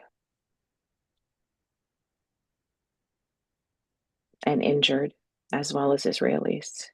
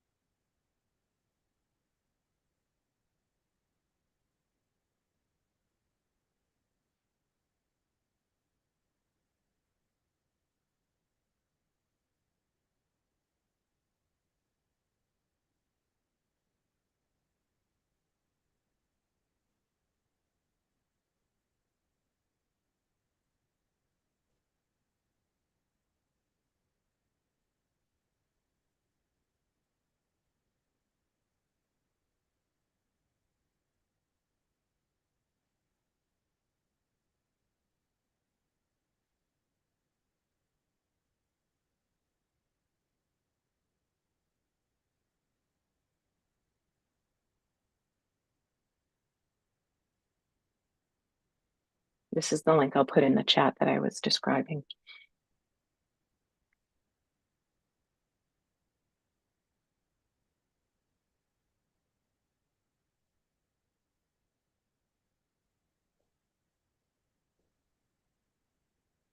So these are the comparisons of what we spend in our tax dollars domestically to what we spend going specifically to Israel.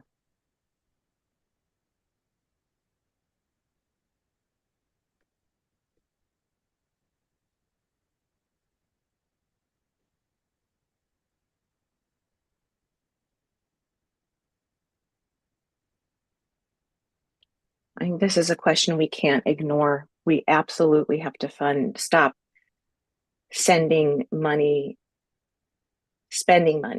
on war and spending money here. But we have to ask this question for every nation that is affected by the amount of money that we have spent, but particularly now for the Palestinians. So what do we do to stop it? I'll just wrap up in about a minute or so.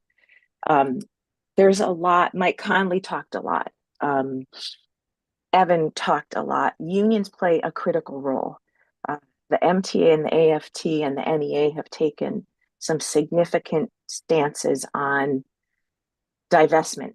MTA passed a new business item that came from its elected board with work from its members to divest its staff pension.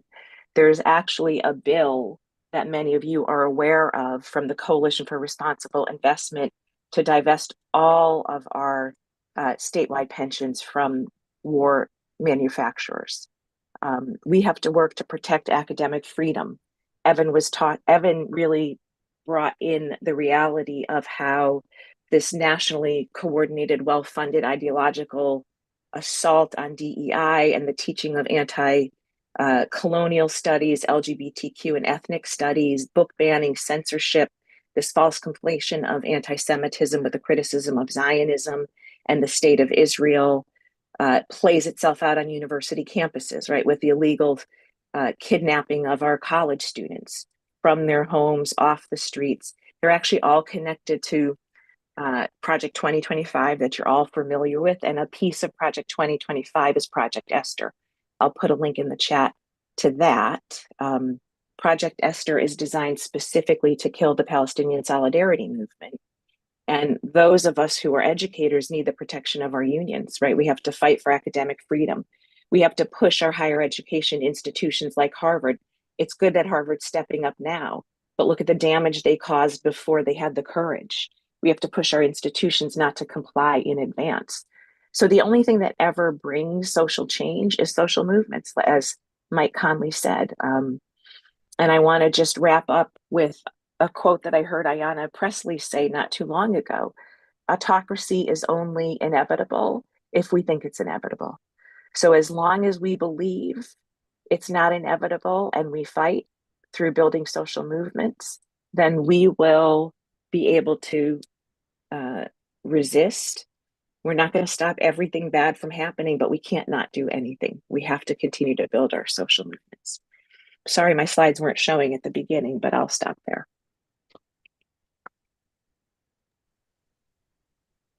Thank you. And I think it's now time to turn it over to the next panel, right? If I'm correct. Yeah, I think my part is done here. Yeah.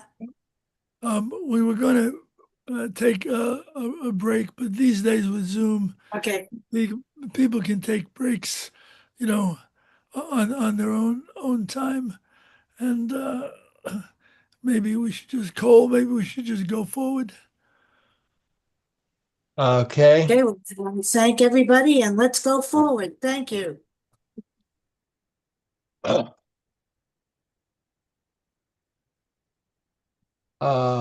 Okay, our closing panel is on fighting back. Max Page is not here yet. Jessica is here. And Vatsadi is also not here. So we'll start as best we can. Why don't we start with Shelley Barnes? She's going to speak to us by video, and let me just give her introduction. So Shelley Barnes is the policy director for the Kairos Center and the Poor People's Campaign, a national call for moral revival.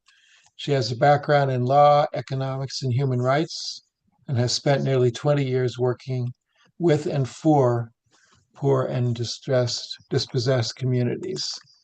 Now, give me 1 second. I'm going to queue up her video.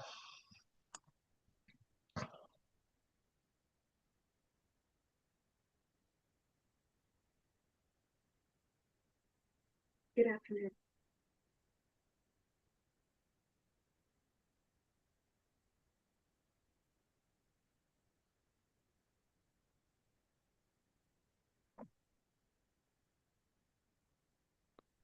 Everyone. As always, thank you to the organizers of this conference and everyone who is concerned about our public schools and public education right now. I'm here today as someone who's been working with and for poor and low-income communities for nearly 20 years, for whom public education is a necessity and a lifeline. And I'm also here as the parent of 3 kids who are in the New York City public schools, and who've had some of the best educators and parents and community that I've ever been a part of.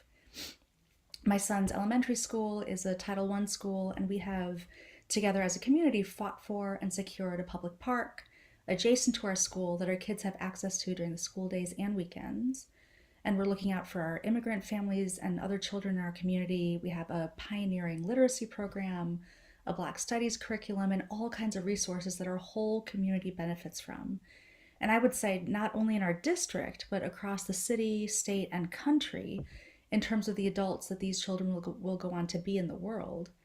And we really don't take this for granted. We are very proud and consider this community very precious, this community of teachers and administrators and families who are committed to ensuring the best possible access and education for all of our children.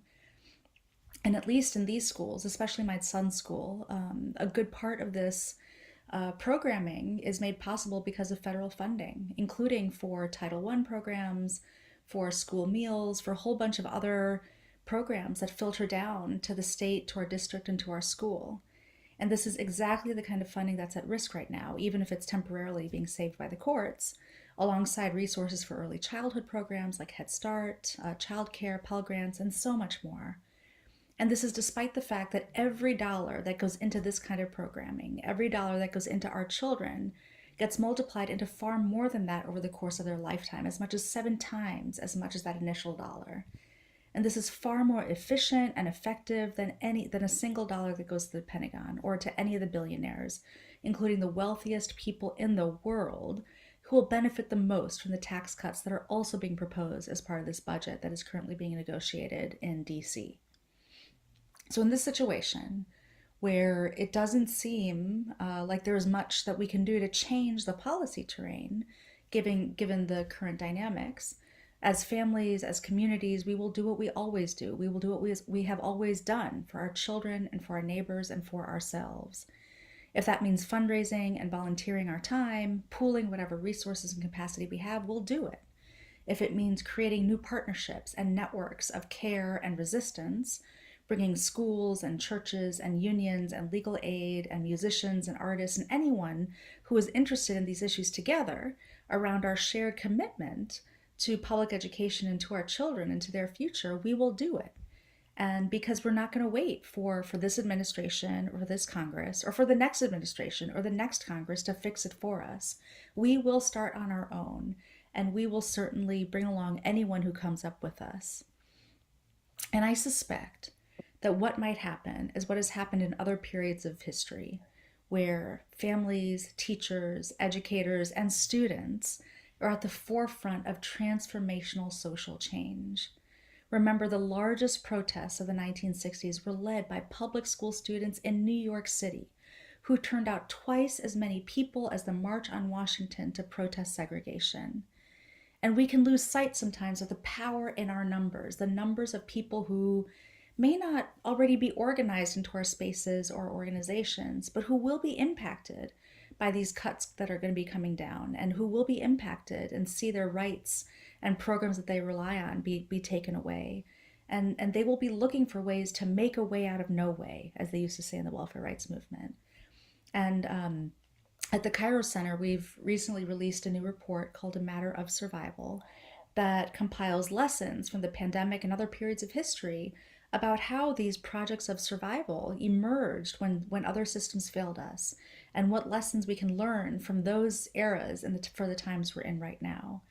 And one of the models that emerged in the course of that research was the role of schools, especially community schools, and how they became hubs of this great activity. They created networks of organizations that together were far stronger than they were on their own. And I suspect and imagine that we are headed into this period where, even if we don't know what these new forms of protest and organization might look like, it might look like the parents in West Idaho who, when they were told they couldn't have a sign in the classroom that said everyone is welcome here, they decided to write that same message out on the sidewalk in front of the school in chalk. Or it might look like parents opening up pantries and resource distribution centers, or keeping the libraries open after hours to make sure that our communities have access to what they need when they need it. It might look like these student-led protests, whether from the 1960s or the 1970s or the 1990s or the 2000s, or what we've seen over the past year and a half, connecting the cuts to education to funding for war and genocide. It might look like takeovers, like we saw of the homeless union and welfare rights activists and students over other periods of time, taking over public spaces that in fact belong to us, that we can reclaim and make useful and remind ourselves that it doesn't need to be this way.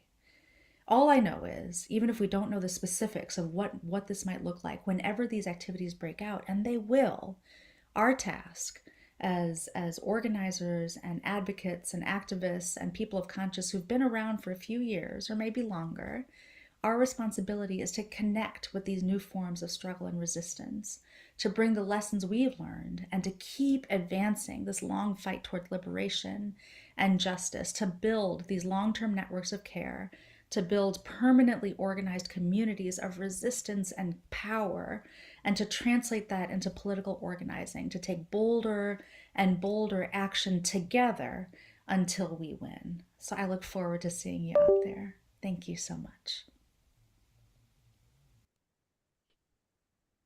Okay, that was Shelley Barnes from the Kairos Center. Next up, we have Max Page. Let's see, I'm just jumping around my screens here.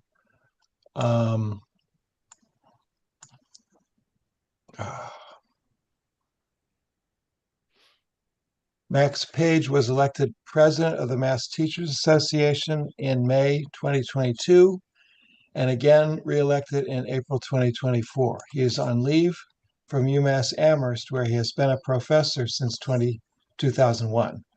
As an MTA leader, Max Page helped organize members to ensure passage of the Student Opportunity Act.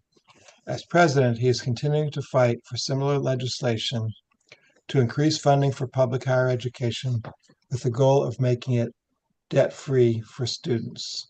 Welcome, Max Page. Hello, everyone. It's good to see you all. I'm sorry I was on the road and could only join now, but I'm looking forward to this panel and this discussion.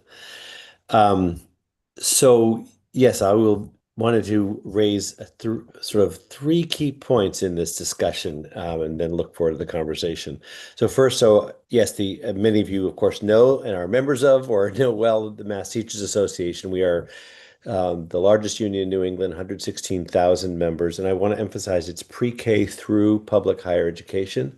And we operate on the belief that every single person in our Commonwealth deserves free, outstanding public education, frankly, from the earliest years all the way throughout their lives. We don't think of it in a very narrow term, but in terms of very expansive terms. And I also wanted to note in my background, right above my head, there is a new tagline that we adopted. There was a lot of discussion about changing our name to be more inclusive, but we also love the fact that the Mass Teachers Association has been around with that name since 1845. We are in our 180th year.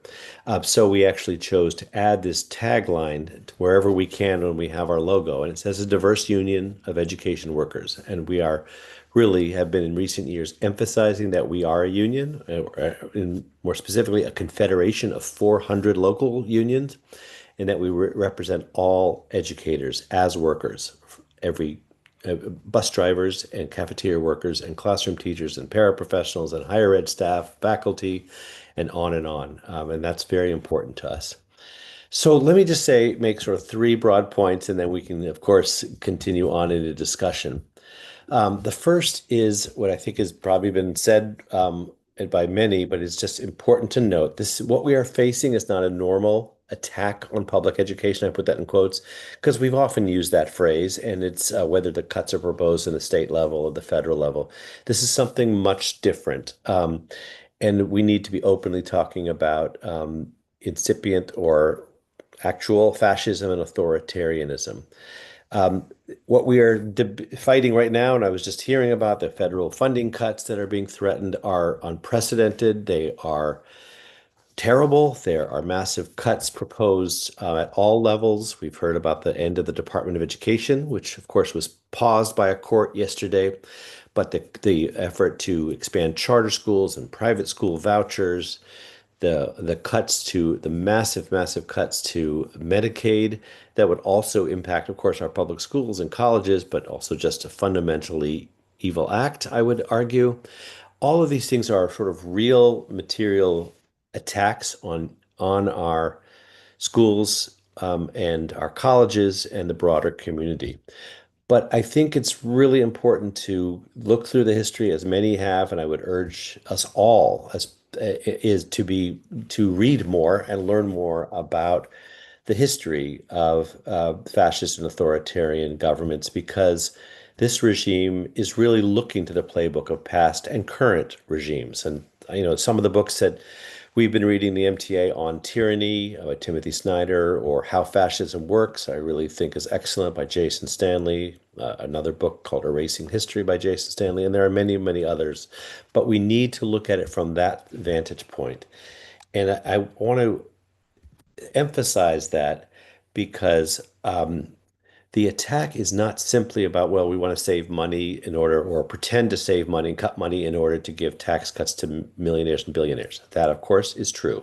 Simple cruelty to working people in order to give even more to the very wealthiest, who have become wealthier and wealthier in recent years. That is all very true. But there's a reason why authoritarian regimes start right at their beginning with attacking public education. And I, again, emphasize public education, pre-K through higher ed in this. It is a part of the playbook. Why? Because if you can undermine the places where people learn truthful history, where they learn about citizenship, where they learn about their rights, free speech, and to protest, then you, as an authoritarian leader, have a chance to have the most lasting impact and the longest lasting regime that you are trying to create. You change the minds, you dumb down a citizenry, or you propagandize, you teach people to be docile. All this is why they very consciously started there with public education right off the bat. So we need to see the attacks on the funding, but also the attacks on what is being taught, who gets to learn, and what can be said in our schools and on our college campuses as part and parcel of an actual plan. And we sometimes run into danger when we use terms like fascist and the like. And I think that's why some of the books that I suggested really try to normalize it, because of course the idea is there's a wide range and a wide range of tactics that might fall under authoritarianism. And I want to emphasize on this point that there are the impact may not be as the long-lasting impact can happen slowly, bit by bit, as people pull back on their research projects, as grants are defunded, as they are at UMass Amherst, and people say, well, I'm going to have to change what I teach. When people become more docile in terms of protests, in terms of what they say or speak about, these things can happen rapidly. The attacks can happen rapidly, but the impact can kind of slowly, steadily deteriorate the core of what public education is. So I really wanted to emphasize that point. We need to understand, we need to continually be educating ourselves so that we don't fall into a trap of saying Trump is crazy, MAGA is crazy. They are actually incredibly rational and following a certain playbook. So it's number two, I wanted to say also is that I know this title of this panel was Fight Back, but we can't just fight back, we have to fight forward and demand that our electeds join us. Trump will win and MAGA will win if we in Massachusetts back away from our goals for public education. We have built the finest public education system in the country despite enormous inequities. And so if we back away from advancing that, that is a victory for Trump. I'm concerned that our electeds have not really learned the lessons of the last election. When Fall River votes Republican for the first time, in 100 years, we have a real issue. We need to recognize that the elected should realize that we are losing. That if you're on the left side of the spectrum or the Democratic side of the spectrum, they have lost or are in the process of losing working people. And there are ways to get those voters back, and that is by having a true working class agenda, especially around public education. So what does all this mean for public education? We have to move forward in this Commonwealth to expand debt-free public higher education, to secure living wages for all educators, starting with the lowest paid, paraprofessionals and also adjuncts in higher ed. We have to have paid family medical leave for public school educators. They are one of the only groups, municipal workers in the state, that does not have access to our tremendous state paid family medical leave program. We also have to lean into transforming of what we want from schools, especially our high schools, as we rethink graduation requirements and assessments. We won a tremendous victory by rolling back the high stakes MCAS, but we now have I worry, and there's a battle going to be going on about what replaces it. And I think I just saw Kathy Greeley join. She is leading some incredible work of bringing the community into conversation about what is it that we want from our high schools? What do we truly want? Now that we've opened up a debate, that it's not about standardized tests and prepping the students for that, but much broader goals for them to become active, thinking, able, creative adults. So that's an important thing. I want to say, we also have to win broader public victories, whether that's raising the minimum wage or rent control or single payer health insurance. We cannot back away from proceeding in that direction. I will say that we can take heart as we are facing what is going on from the federal government. We can partly take heart in the fact that we have the resources here. We must fight for federal resources. We have to. And this battle that we're engaged in right now at the federal level is crucial. But I also want to say the state cannot put up its hands and say we can't afford it. I just wrote a piece in Commonwealth magazine that shows that we remain per capita income one of the very wealthiest nations on earth. Massachusetts, if it were a nation, would be one of the very wealthiest nations on earth. So wherever the federal budget lands, we have to make sure that our electeds draw on whatever resources we need.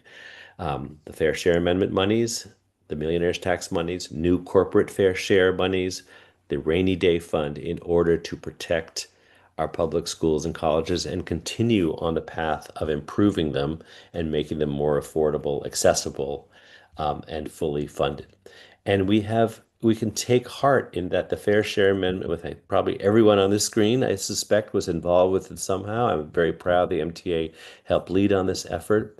And it's producing, this year, it's at $2.6 billion, and we still have 2 months in the fiscal year, to bring money in. It's brought free community college, free higher ed for working class students, universal school meals, more childcare, early ed, free regional buses, more for the MBTA, on and on and on, as well as allowing for more investment in our public schools while they are facing a huge fiscal crunch right now.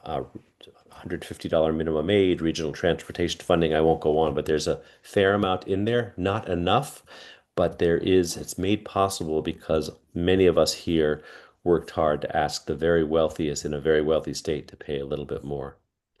So let me just say with just the final point here, so we can get on to others, is that if we do these things, if we fight back, if we recognize what we're facing, if we continue on our path of fighting forward as well as fighting back, we won't only win material gains for members of unions or members of our groups and communities, our schools and colleges.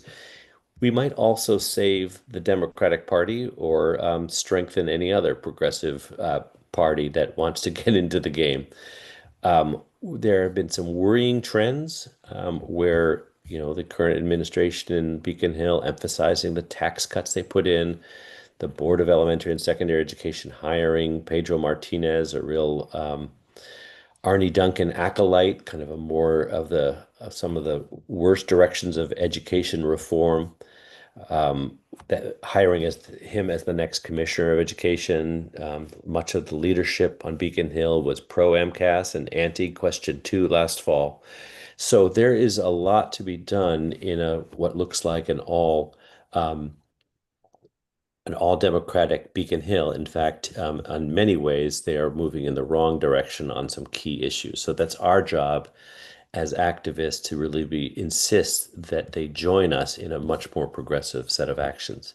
I don't want to leave without mentioning, and will conclude here by saying that some of some of the best victories and some of the things that give me greatest hope, certainly from our perspective as the MTA, are the local victories in bargaining campaigns and other fights for funding at the local level.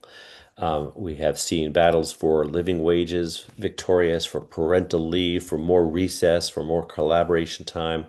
More and more locals, almost all of our locals now engage in what's called open bargaining, democratized bargaining.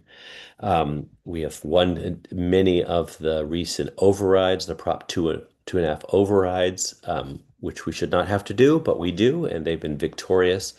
And then, of course, many of you have seen the strikes, which is one important tactic that our locals have chosen to take sometimes.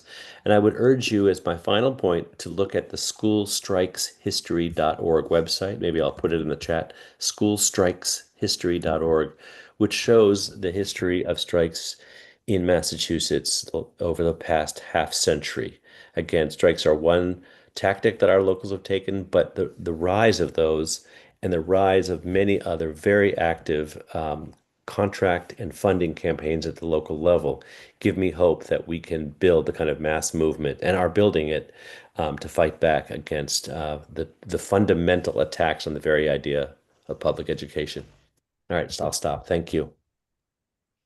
Thank you, Max, very much. I'm now going to call on Jessica Tang. Jessica began teaching middle school social studies in the Boston Public Schools in 2005 and served as the first director of organizing at the Boston Teachers Union from 2013 to 2017. She was the first person of color, first woman in more than 30 years to serve as president of the BTU. She is currently president of American Federation of Teachers Massachusetts and also serves on the National AFT Committee addressing the resistance to the Trump and Musk cuts. And she's on the steering committee of the Massachusetts Fight Back Table. Jessica Tang. Thanks so much. I'm glad that Max went first, because we had a guess that we would say similar things, and we certainly would have. And so I was prepared. So I was like, I'm going to take this from a different angle.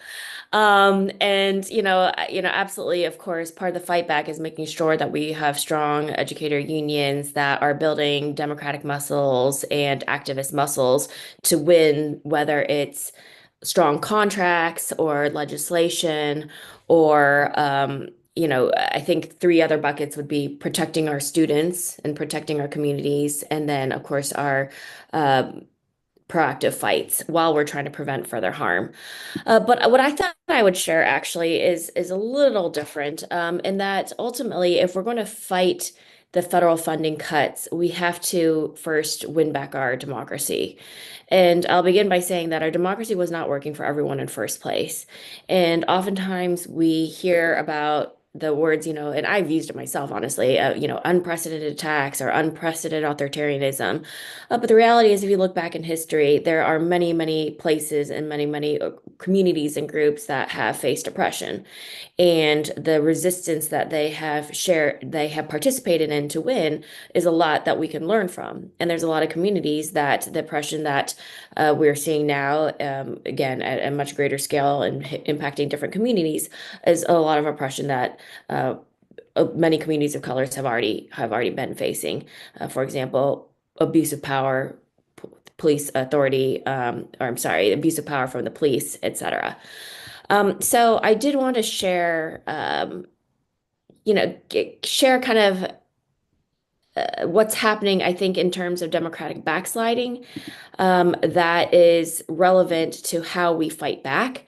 Because I don't think that also, because of the changes in the federal government, we can fight back in the same ways that we historically have in the past. And so I think I can have, do I have a share? Yes, you have it. Okay, great. So this is a presentation from Hardy Merriman, who used to be the president of the International Center for Nonviolent Conflict. And I've been working with him in a group called the Freedom Trainers and helping others to understand, what we're up against, again, to better understand what we're fighting and how to fight back effectively. So the good news is that in any given year, democracy only has a 2 to 3% chance of experiencing backsliding. But however, the bad news is that when it does happen, it can actually be very fatal to democracy. And this is data from 1900 to 2019 that 68% of them broke down into authoritarian rule. And 13% of the cases are still inconclusive. But the good news, there's some good news still. Between 1900 and 2023, 46% of the cases democratic breakdown resulted in the U-turns. And that percentage is actually 54% over the last 30 years. Generally, though, it takes about an average of 10 years to have a U-turn that can actually result in a stronger democracy. So here, I'm going to zoom through this a little bit because I want to get to some other statistics that are really important. Are just introducing the players, the aspiring dictator or fascist, authoritarian, and then who we need to be able to fight back in order to help prevent authoritarian takeovers, basically. But you can see that they're trying to break down each one of these players to stand up authoritarianism instead of democracy. And then we know what works from history in other countries too, in terms of electoral politics, legal system, traditional advocacy efforts, but those alone can't win. You need a civil resistance movement.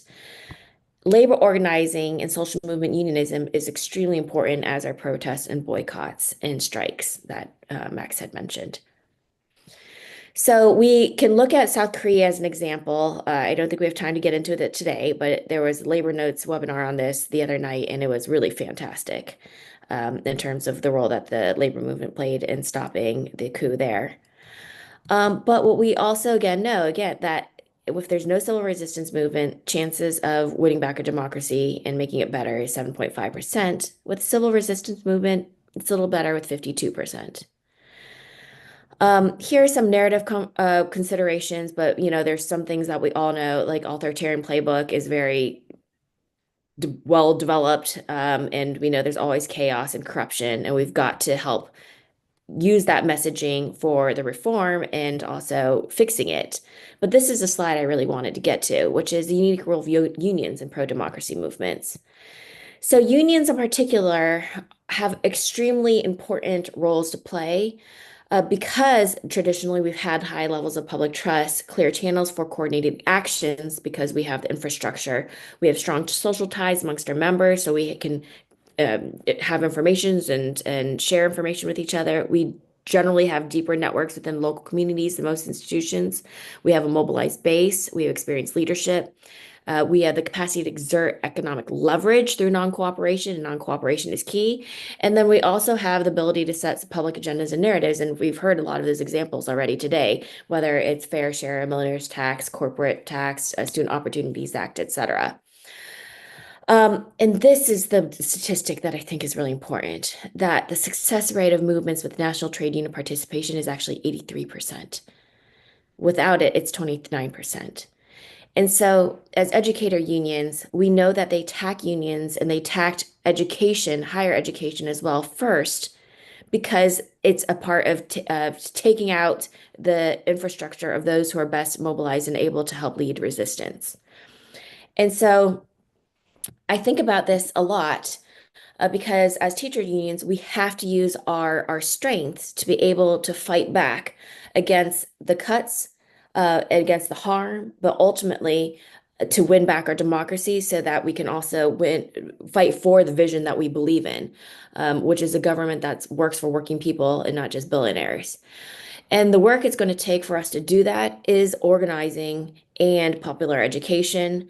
And so at the AFT, we're really thinking about not just AFT Mass, but actually nationally AFT. How do we open up our union halls this summer?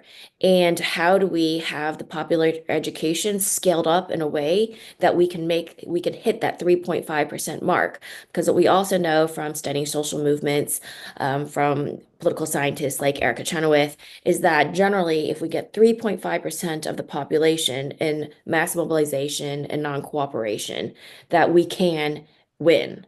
It's not guaranteed, but the statistics are high there. And 3.5% is a number we can reach. But we have to mobilize our labor unions. We've got to mobilize us as educators and teachers unions. We are very well situated to, of course, do the popular education and agitation that's needed, then also to prepare us for massive non-compliance, non-cooperation, and massive mobilization that's needed in this moment, in the bigger picture, to stop the billionaire takeover and the funds going to our billionaires instead of, again, the things that working people need and what democracy should be about in the first place. So I'll stop there. Thanks, Jessica. Our last panelist, Vatsari Savangsai, is stuck taking care of her kid, and hopefully she I'm will here, be able Cole. to. Oh, you are? Oh, Yeah, yes. great. Sorry, I missed you. Okay, I'm going to put you on then. Thank you. So Vatsari Savangsai is Executive Director of the Massachusetts Education Justice Alliance.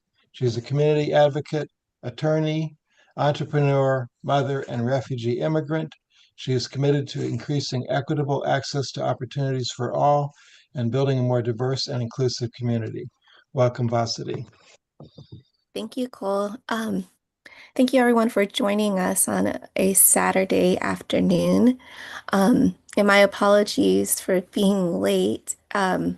We had, this is May, the Asian and also the Asian American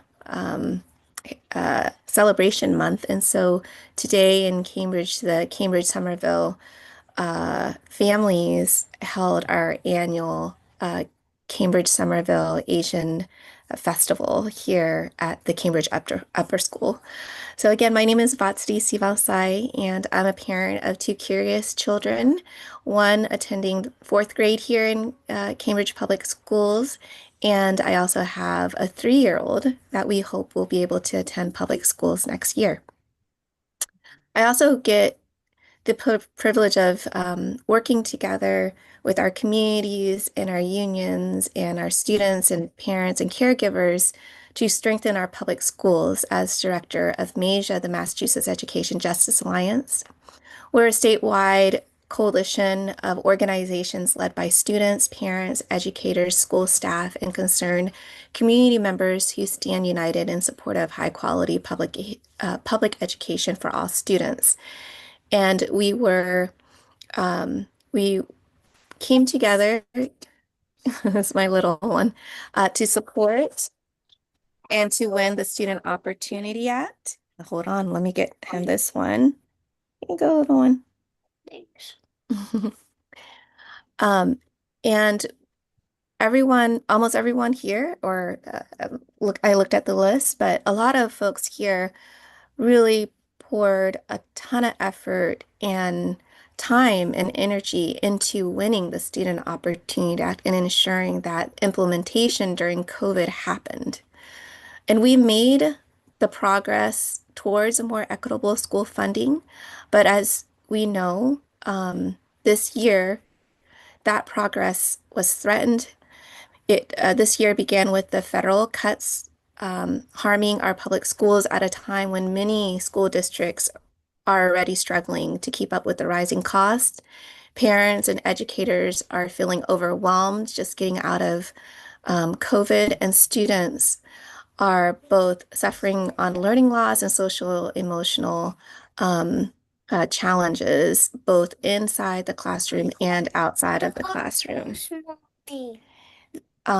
Indus, my little one, he likes the things he likes, and I do a lot of events, and somehow he found the sack of goodies that we do at community meetings. So that's why he's asking for some Starburst. But let me try to move him aside.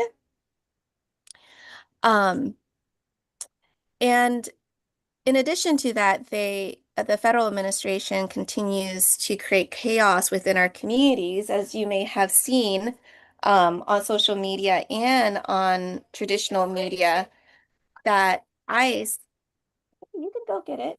Hold on 1 second. Let me just get him this.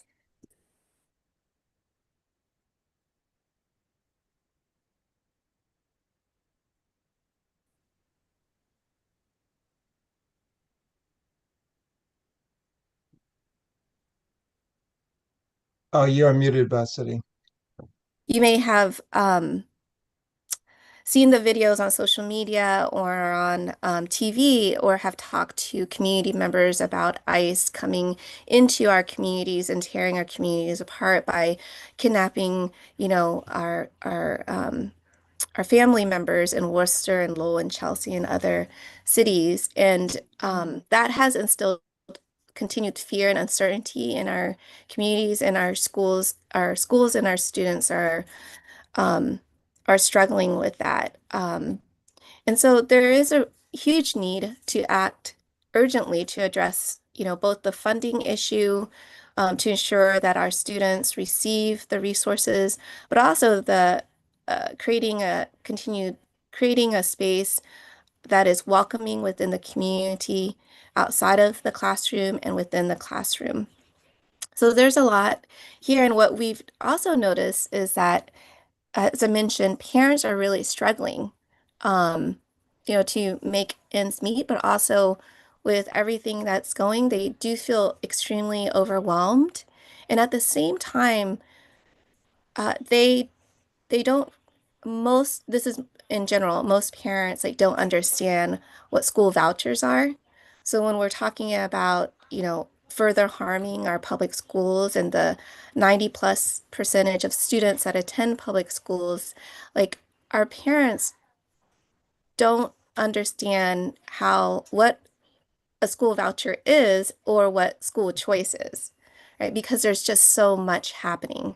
And some are confused about what's the harm and what's the benefit. So there's a lot that we need to do to ensure that our families have a good understanding of the harm that is coming if we don't fight back, as Max and Jessica had mentioned. And, our students are struggling with social, emotional well-being. They're continued bullying, in addition to the immigration and ICE coming into our communities. So this isn't just about heightened fear and anxiety in our immigrant community, but our school community. We have to make sure that our school and our communities are a place where students are not just learning how to read and write and do math, but they feel welcomed and that they can contribute and grow into confident, capable people who know how to work with each other, to respect different perspectives, to solve problems together, and that these are essential life skills for our students to succeed, but also to ensure that our democracy is stronger than it is before. Because the 90+ students who are going to public schools are going to be both critical community members and leaders in our communities, in our economy, in various relationships that are important in the future. So we need to focus on getting our students resources, and it needs to be an urgent ask. We have to address both the funding issue, the social emotional well-being, the health support that is needed. And these are all things that parents care deeply about, students care deeply about, educators, community members care deeply about, but everyone is feeling overwhelmed. So I think my recommendation is that, let's all take action from a place of value, and get our students in conversations, get our parents in conversations, and really help build that mobilization and organizing power that is needed to protect our democracy and to ensure that they're prepared to meet the moment with us. So maybe as I mentioned before, parents are feeling overwhelmed, and some of the federal actions and creating federal vouchers and getting rid of Medicaid, all of that is impacting our families, our students. They don't fully understand that because they are very, very busy. with everyday things. So we need to provide like easy access to education materials and then help and support everyone to take action now. And that would be my perspective in adding to this important conversation. So thank you. Thank you, Vatsari. So I'm just going to give a couple of ways people can take action right now in terms of what can I do today. Let me just put myself on the screen too. First of all, the federal budget. This is all about, the federal budget, or a lot of it is. And going back to Deb Weinstein's talk, our first talk this afternoon, the House passed the so-called big, beautiful bill by Trump, which is actually the exact opposite. This week, it's gone to the Senate. It will be in the Senate this month. So what can we do to stop that bill? CHN.org, the Coalition on Human Needs, that is Deb's organization. That's an umbrella group of all the human needs organizations in the country. And that's a great source of information to keep up to date with what's happening in Congress. This is going to be a partisan vote. All the Democrats are going to vote against the big, beautiful bill, maybe one or two borderline ones. I hope not. It's more a question of, can we sway a couple of Republicans to have any qualms, right? But also locally, there's an action being pulled together to protest the cuts to Medicaid, education, and housing. It's in the stage of formation, but it would be June 4th, 5 p.m. at the Tip O'Neill Federal Building. Right now, it's being organized through the Horizon Resist Coalition, which is a coalition that formed at the time of Trump's inauguration to resist Trump's attacks, but also to continue solidarity with the Palestinian liberation. So, and right now we are assessing how many groups are ready to bring people out on June 4th to resist the Senate budget. So be in touch if your organization can join in with that. And then groups such as Indivisible, 50501, Move On, Working Families Party are joining together for sort of broad protests against the Trump authoritarianism. And they're actually doing one on Memorial Day, but their next major one nationwide is called No King's Day on June 14th. That will be a nationwide mobilization. It's on the occasion of Flag Day, which is also the day, I think it's Trump's birthday, and Trump is scheduling a military parade to celebrate Flag Day, if I've got it right. But anyway, it's No King's Day.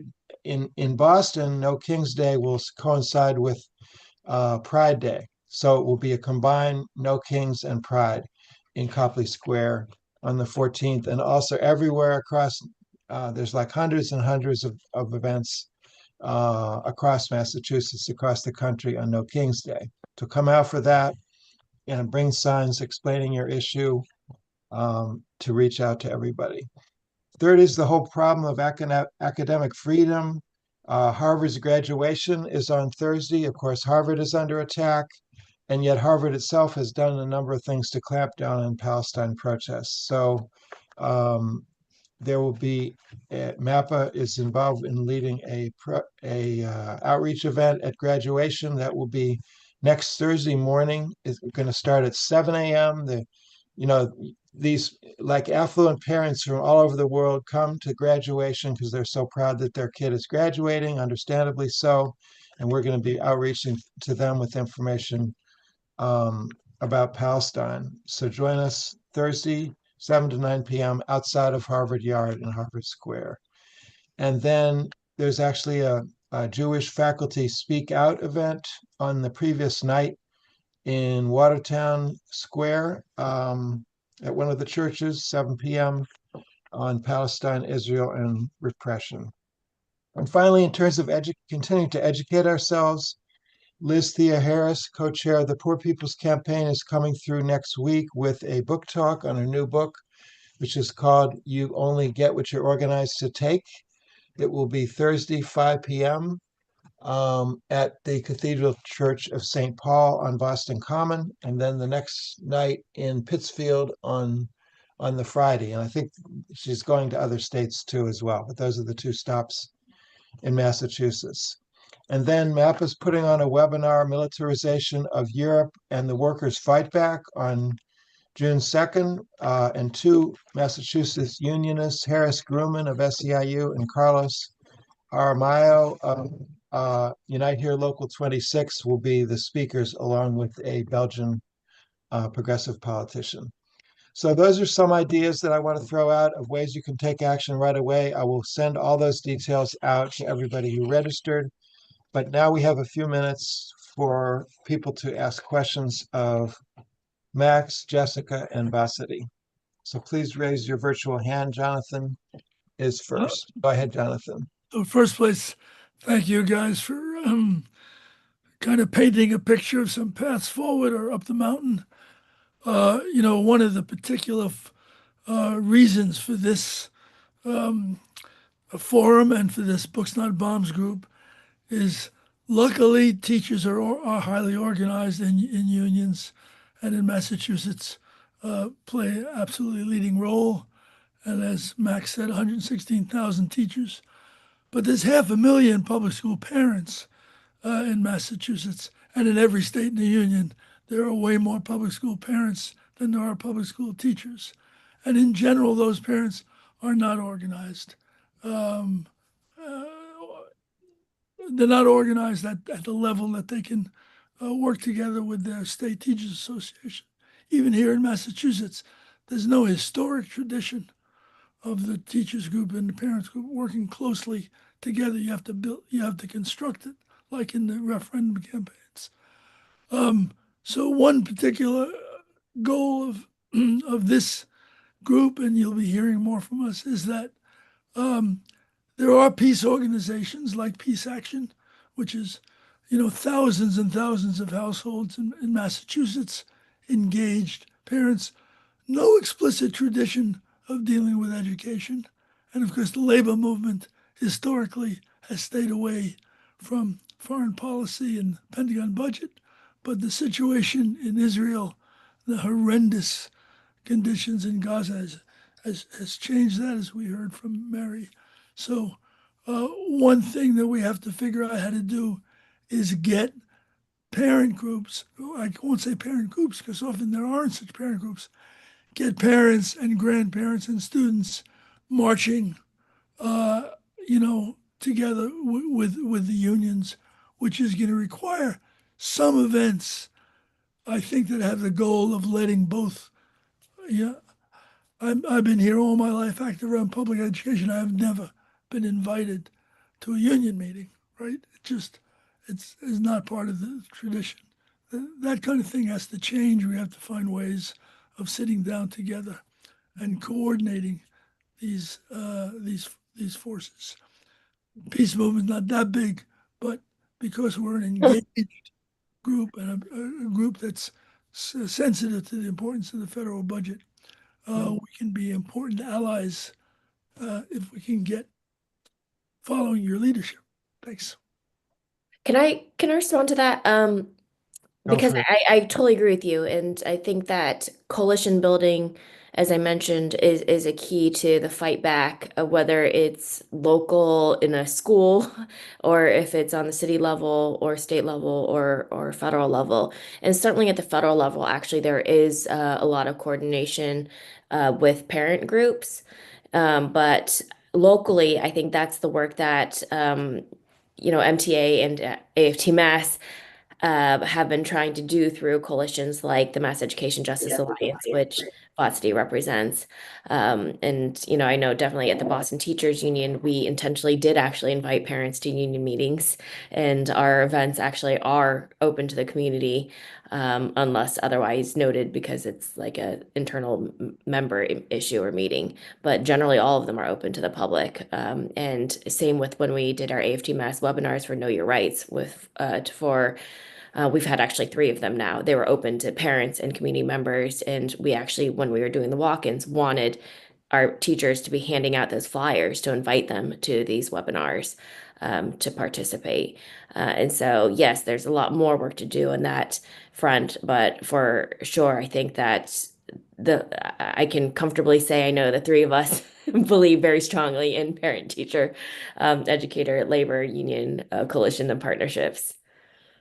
So Can I just add to that, Jonathan? Please do, Max. Yeah. I totally agree with what Jessica's saying, and agree that this is actually, I think when you say this is a major, I would say, weakness, and Major's doing its part to build parent tables. I think we've seen that when we have very concerted local bargaining or funding campaigns, whether it's strikes or just regular strong bargaining campaigns, there's been a lot more reach out. There's an enormous support from parents, but that has to go on well beyond a bargaining fight. And unfortunately, the other side, the right wing, has, especially in the wake of the charter fight back in 2016, said, all right, now we're going to begin to see if we can pull parents away from educators and their unions. And that's the National Parents United, and they've been doing their best. I think they have been failing, but they certainly are very well organized and trying to have independent,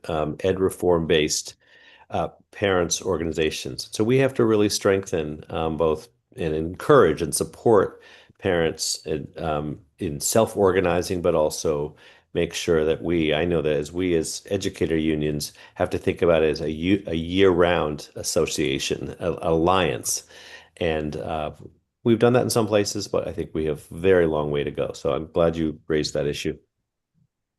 Yeah, and I also think that, like I mentioned, parents are very overwhelmed, especially coming out of COVID and in the current climate and economic conditions that are creating the additional stress.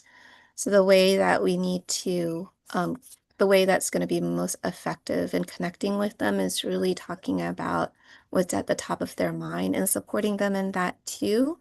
And that's really, as I mentioned, they're concerned about the mental health of their students, the bullying that's happening both outside and inside schools, right? And that's just been heightened ever since students didn't have that social connection during COVID. But we need to connect with them where they are at and what they're really worried about. No parent wants to sacrifice the well-being of their child for another interest, right? So I think that's where we got to meet them where they're at and really support them in their needs and then bring them up into support them in the engagement ladder, and whether that means being more active, showing up in mobilizing efforts and protesting. A lot of parents tend to think that is a little bit easier ask than going to a big conference or developing a plan together for a protest.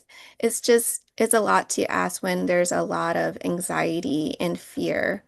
And we want to make sure that it's accessible for them and easy for them instead of creating more stress for them to think about. Okay, Gary has a comment. Gary. Yes, there's one aspect of having lost the election to Trump and facing the cancellation of DEI all over the country in all kinds of institutions. There's a culture war that is used in the service of developing an autocracy, an oligarchy, whatever. And we're not addressing that issue. Would you like to address it a little bit? Would I like to address it? Yes. Well, it exists, as we know, and Trump has run campaigns in which racism is hardly under the cover, and anti-immigration, all anti-intellectualism, the end of science and education. is all part of a kind of cultural shift that has been taken advantage of by the right wing. And by just talking about economic issues, we're missing that. So I think I that don't there's a have an good answer. balance. I think there's a needed balance there, because parents will check out if it's too political. I think that this is where we need to make sure that we're meeting folks where they're at, where their value, approaching, to Gary's point, approaching people and sharing with them why this is important as it relates to their values and their emotional, stressful feeling right now, right? And we know that parents or adults are more likely to trust their students, their children, educators, and school leaders than they are to trust like politicians or media. So I think this is where like Jessica, Max, and I are like try our very best to step up as like trusted messengers. But I think that what is also happening is that the far right is using the media as a way to like bring in all of that political messaging, and then families are checking out, right? So we gotta find a different avenue to bring in that information to our communities and to provide more opportunities for them to get activated. So I think that right now I agree with what Gary is saying. I'm adding a little bit more as to why probably we're having this cultural dilemma or very big concern. And it's because people are checking out. So I wonder, if folks are, I think Maisha will try our very best, continue all the time to connect with our families and our students to ensure they get the information, but would love to see and learn how other organizations are doing it too. So I'll pass it over to Max. Sorry, Max, you had your hand up. Sure, Gary, this is obviously a huge, huge question, but I guess I would maybe, I don't know if I'm pushing back or pushing to a side. Let me give you one, I will give you one story that might lead into this, which is our Gloucester educators were on strike this past winter, this past fall, late fall. And as I drove up there to support them as they tried to get to a fair contract, I would ride up Route 1, you get off the ramp there at the end, the first house at the bottom of the ramp, big Trump MAGA sign on one column of their front porch. On the other column, it said, support the Gloucester Teachers Association. I say that exactly, very specifically, because it wasn't just support our educators, support our schools, it was support the union. Okay, so now we look like, well, is this person crazy? What is, what do they not understand, or so on? They are not dumb. They have a viewpoint, but that viewpoint includes they support their educators. They support the working. They're very low paid there. This campaign was especially about supporting the paraprofessionals, the education support professionals. That union actually merged, which I love. So it's now teachers, education support professionals together in one local. But I think that was a clue. Like we have to understand that, part of what I take from that is that we do have to actually talk about what it is that links together working people and those core issues that they want, that working people feel the pain and they're furious. And then what is provided are cultural wars, little tidbits of terrible, terrible racism towards people of color of all types, towards immigrants, towards LGBTQ plus people, as a way to say, separate out. This is what authoritarians do. Create the good people, the bad people. Are you in the in-group? Are you not in the in-group? But there's a way to unify working people, which is almost everybody, around these core issues, the common good. And those people, those MAGA folks in Gloucester understood that who was on the right side, and that was the unions and the educators. And I just feel like this is part of the fight forward I was talking about, is thinking about the Fall River people. These are largely working class people in Fall River voting for Trump. They voted for Democrats for 100 years. Clearly, they felt like they're not being responded to. Those are many also people of color in Fall River as well voting that way. So how do we get back to core issues about having a more equitable life? Now, this does not mean, I want to be crystal clear, abandoning our core commitments to respecting every single student, educator, every person. What we teach has to be truthful and expansive to include all our people. I don't think those have to be abandoned to also say we hear that there is enormous inequity, which leads to people having it, not the quality of life they should have, and maybe once their parents might have had, and therefore that's a unifying force. I would say that's a unifying strategy, I would argue.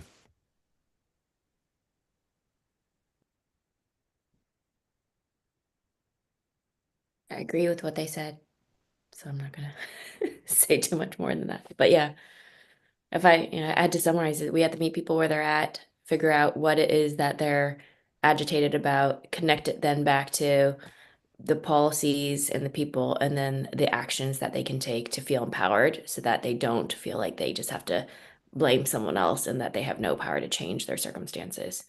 But inequity, unfortunately, and misinformation, and the fact that they just straight up lie, and those are all things that we have to counter. But ultimately, organizing relationships, if you're talking to someone you trust, can get you to then the next action step to build the coalition you need. Well, we're about at the end of our time. Let me say that having you guys, having Max and Jessica and Vatsity and Deb, and having a cadre of people's leaders, right? Absolutely critical. And it's actually quite exciting. And we will do what we can to get your messages out to our network, which is limited, but real. And then we may need you back in the fall for the next phase of the fight forward. So with that, Cole, this has been recorded. It will get posted. Yes. And I will send an email out with the link to the video and also some of the ways of taking action that I mentioned and any resources that various speakers and people have shared in the chat. I'll wrap it all up in an email to all the participants. Great. Thank you, everyone, for being with us.